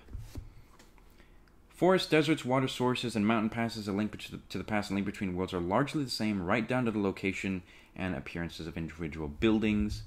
Overlaying the maps of A Link to the Past and Link Between Worlds shows the subtle ways the Kingdom of Hyrule has changed through time. A map of Hyrule from Ocarina of Time is somewhat offset when compared to A Link to the Past. Tilting it slightly makes it easier to line up the parallel points on each of the map. Even then, the location of the forest has changed dramatically. So yeah. Obviously, there have been some places that changed dramatically, but it also says that because it's the era of decline after Ganon's victory, Hyrule kind of shrinks in size, and that sort of becomes this more closed-in kingdom as opposed to the much larger kingdom of Ocarina of Time's map. So there may have actually been forests in this kind of blank region here that we weren't aware of. So really interesting stuff there. We have the old maps here. They actually even make comparisons to those. This is drastically different, obviously. Okay, so you cannot see Hyrule Castle or the villages in The Legend of Zelda, but it is possible that people live south of where the map ends. So beyond this point. Another difference is that the water in Link Between Worlds flows into a lake, but in The Legend of Zelda, it flows into a sea. Okay. That's interesting. So, good stuff. Let's see, towns named for sages. Presence of these two names alongside the names of the sages invite speculation as to what took place in eras not yet explored. Okay, so let's read that. So, towns named for sages. Most towns in the Adventures of Link are named for sages of eras past, specifically the era of the Hero of Time. There's Saria, named for the Sage of the Forest and friend to the Hero of Time, and Rauru, Sage of Light, who has influenced past heroes since the era of Chaos, when the Sacred Realm was sealed. The town Kasuto is named for a sage who has not appeared in any story yet told, while Maido is the only town not named for a sage, instead immortalizing the self-proclaimed Kokiri leader in Ocarina of Time. The presence of these two names alongside the names of the sages invites speculation as to what took place in eras not yet explored. That's interesting. So Maido was named a sage or something like that? That'd be interesting. Okay, yeah, and then we get into the animals, which are literally every single animal. Wow, this is kind of a... This is really funny. I've got all manners of things.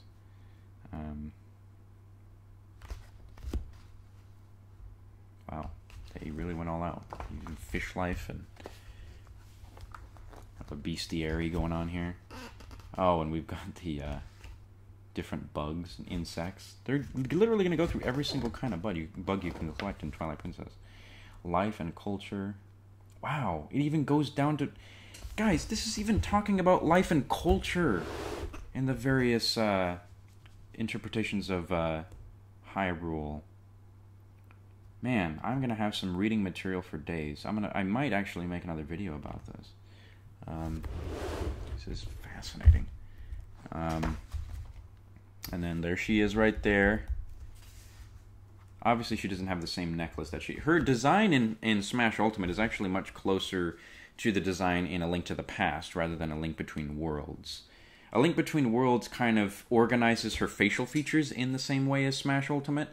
But A Link to the Past, as far as her attire and her outfit is concerned, is actually much closer because she doesn't have a necklace in A Link Between Worlds, whereas she does in A Link to the Past, which is her Smash Ultimate design.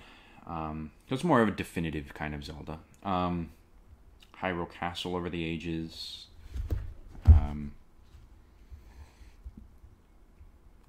Link Between Worlds. Oh, that's really interesting stuff. We got ranches. Man, it kind of bums me out that they decided to kind of hold off on putting Breath of the Wild information in here just because of just... I need commentary on what they did in the Breath of the Wild Hyrule that links to all of this stuff. That's just fascinating. Man, this is... Oh, wow, look at this. Languages. So they actually have every single alphabet here. They have the Ocarina of Time, Hylian. Yeah, as far as I know. It's actually... yeah, it could be deciphered using Japanese syllabary.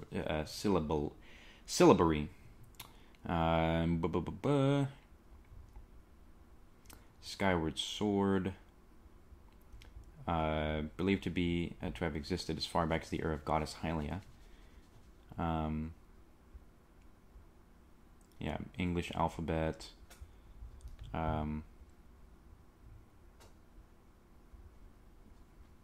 Language here. Yeah, that's the Hylian we see in Wind Waker. And then we see different scripts here. Again, more closely associated with Japanese syllabary than English letters.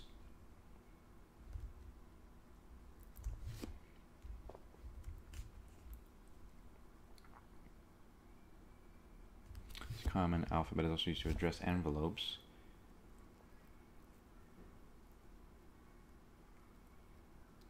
Okufuru means mother. Oh, that's interesting.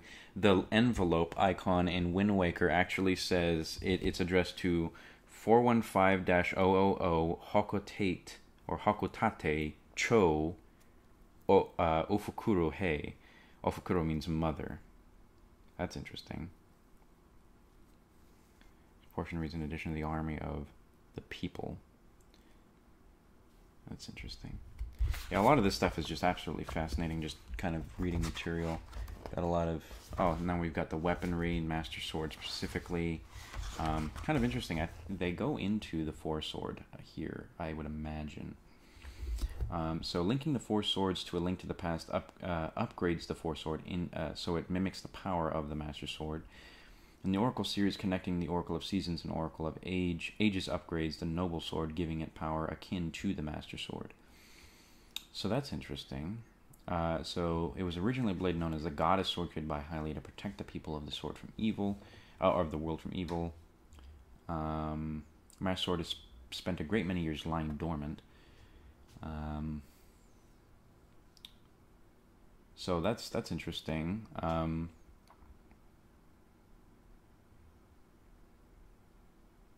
Yeah, that's interesting.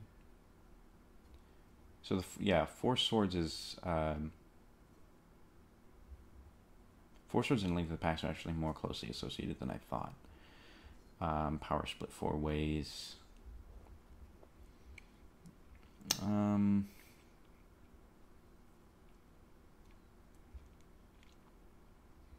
So it is different. So it's a separate sword, but it resembles the Master Sword. The Four Sword is not the same thing. Let's see. Then we got shields, and we got all sorts of things. Yeah. Man, I'm not going to go through all of this, as I said. There's tons of stuff that... I mean, look, they even go into the changes of the currency of rupees. What colors are associated with which values. Like, they really... I mean, like, really go into detail about just the tiniest of things. So, if you want a completely comprehensive idea of everything in the Zelda lore, excluding Breath of the Wild, get this encyclopedia. I'm sure because it mentions Breath of the Wild here. Let's see, database, archives, reversing expectations, Legend of Zelda. Yeah, so it talks about all the games. It doesn't actually bring up Still More Legends in 308. So I'm assuming they mention Breath of the Wild at the end here. Look at this. Look at this, you guys. They even bring in...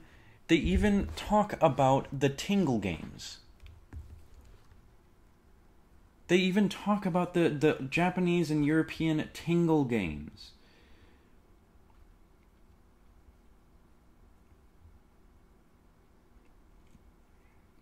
Wow.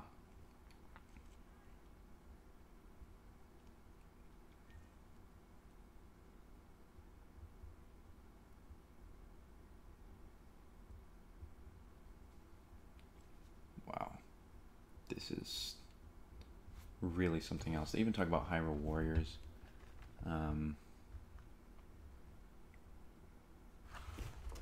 Jeez. Sonic Lost World. Sonic Lost World is even mentioned in here. And then Mario Kart 8, obviously. Soul Calibur 2. Smash Brothers, obviously. And then... the Elder Scrolls Skyrim.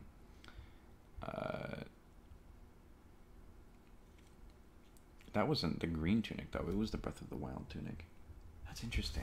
Why did they...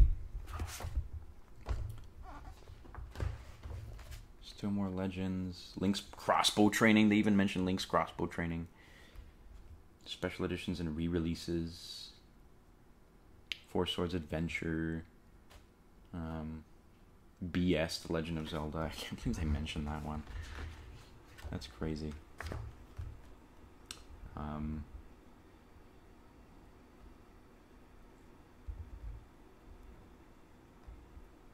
Man, this is just something else. This is just something else. They've gotten just...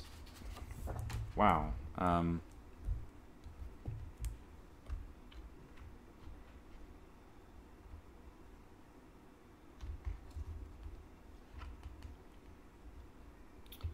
Man, okay, so this is actually an interview with this beautiful man right here. There he is again in all of his splendor. Mr. Eiji Onuma. So yeah, no Breath of the Wild mention in sight, actually. So if you guys were figuring that this would actually involve Breath of the Wild mentions of any sort, it does not, unfortunately. It mentions Breath of the Wild in the intro. It says that it was made around that time. So, wait, there's a caution? What? Legend of Zelda Encyclopedia does not contain batteries, but it does contain a lot of information. It may be damaged if the book is submerged in water or the book is exposed to extreme temperatures. If you're saving your place in this book for later reading, it is suggested that you use a bookmark or some other form of marking your place instead of the potentially damaging practice of dog-earing the pages. Yes! Thank you! That is awesome. It's like the back of an NES cartridge disclaimer. That's awesome. But in any case, guys, I think that should be it for today. So this was the Zelda Encyclopedia. Thank you guys for joining. This was completely unplanned and completely... I had absolutely no idea I was going to be doing this, so it was a little sloppy, but next time I'll see if I can... I'll see if I can do something like this again with something else. Who knows? Yeah, I'll find out. But sorry you didn't get Fire Emblem today. I was going to do Fire Emblem, but as it turns out, it just went sideways. That plan just completely eluded me. So yeah, set the book on fire. I proved them wrong. Yeah, they really went all out. This is an amazing collection.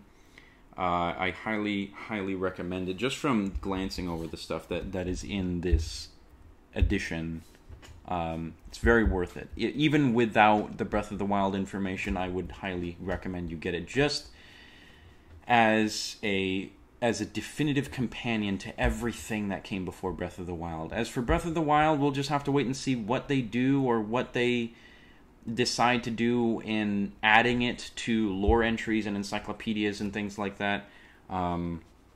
If they ended up just making a Breath of the Wild lore handbook or something, just a Breath of the Wild encyclopedia just by itself, I wouldn't mind that. But yeah, so I'll catch up with this another time. Tomorrow we're going to be playing Pikmin 2 on schedule. By the way, this has an amazing texture. It feels like the original cartridge for The Legend of Zelda. It's really, really cool, actually. But in any case, guys, I think that'll do it for now. I'll see you guys in the next one. Thank you so much for joining me on this little look at the Zelda Encyclopedia. So, we'll see you guys later. Bye-bye.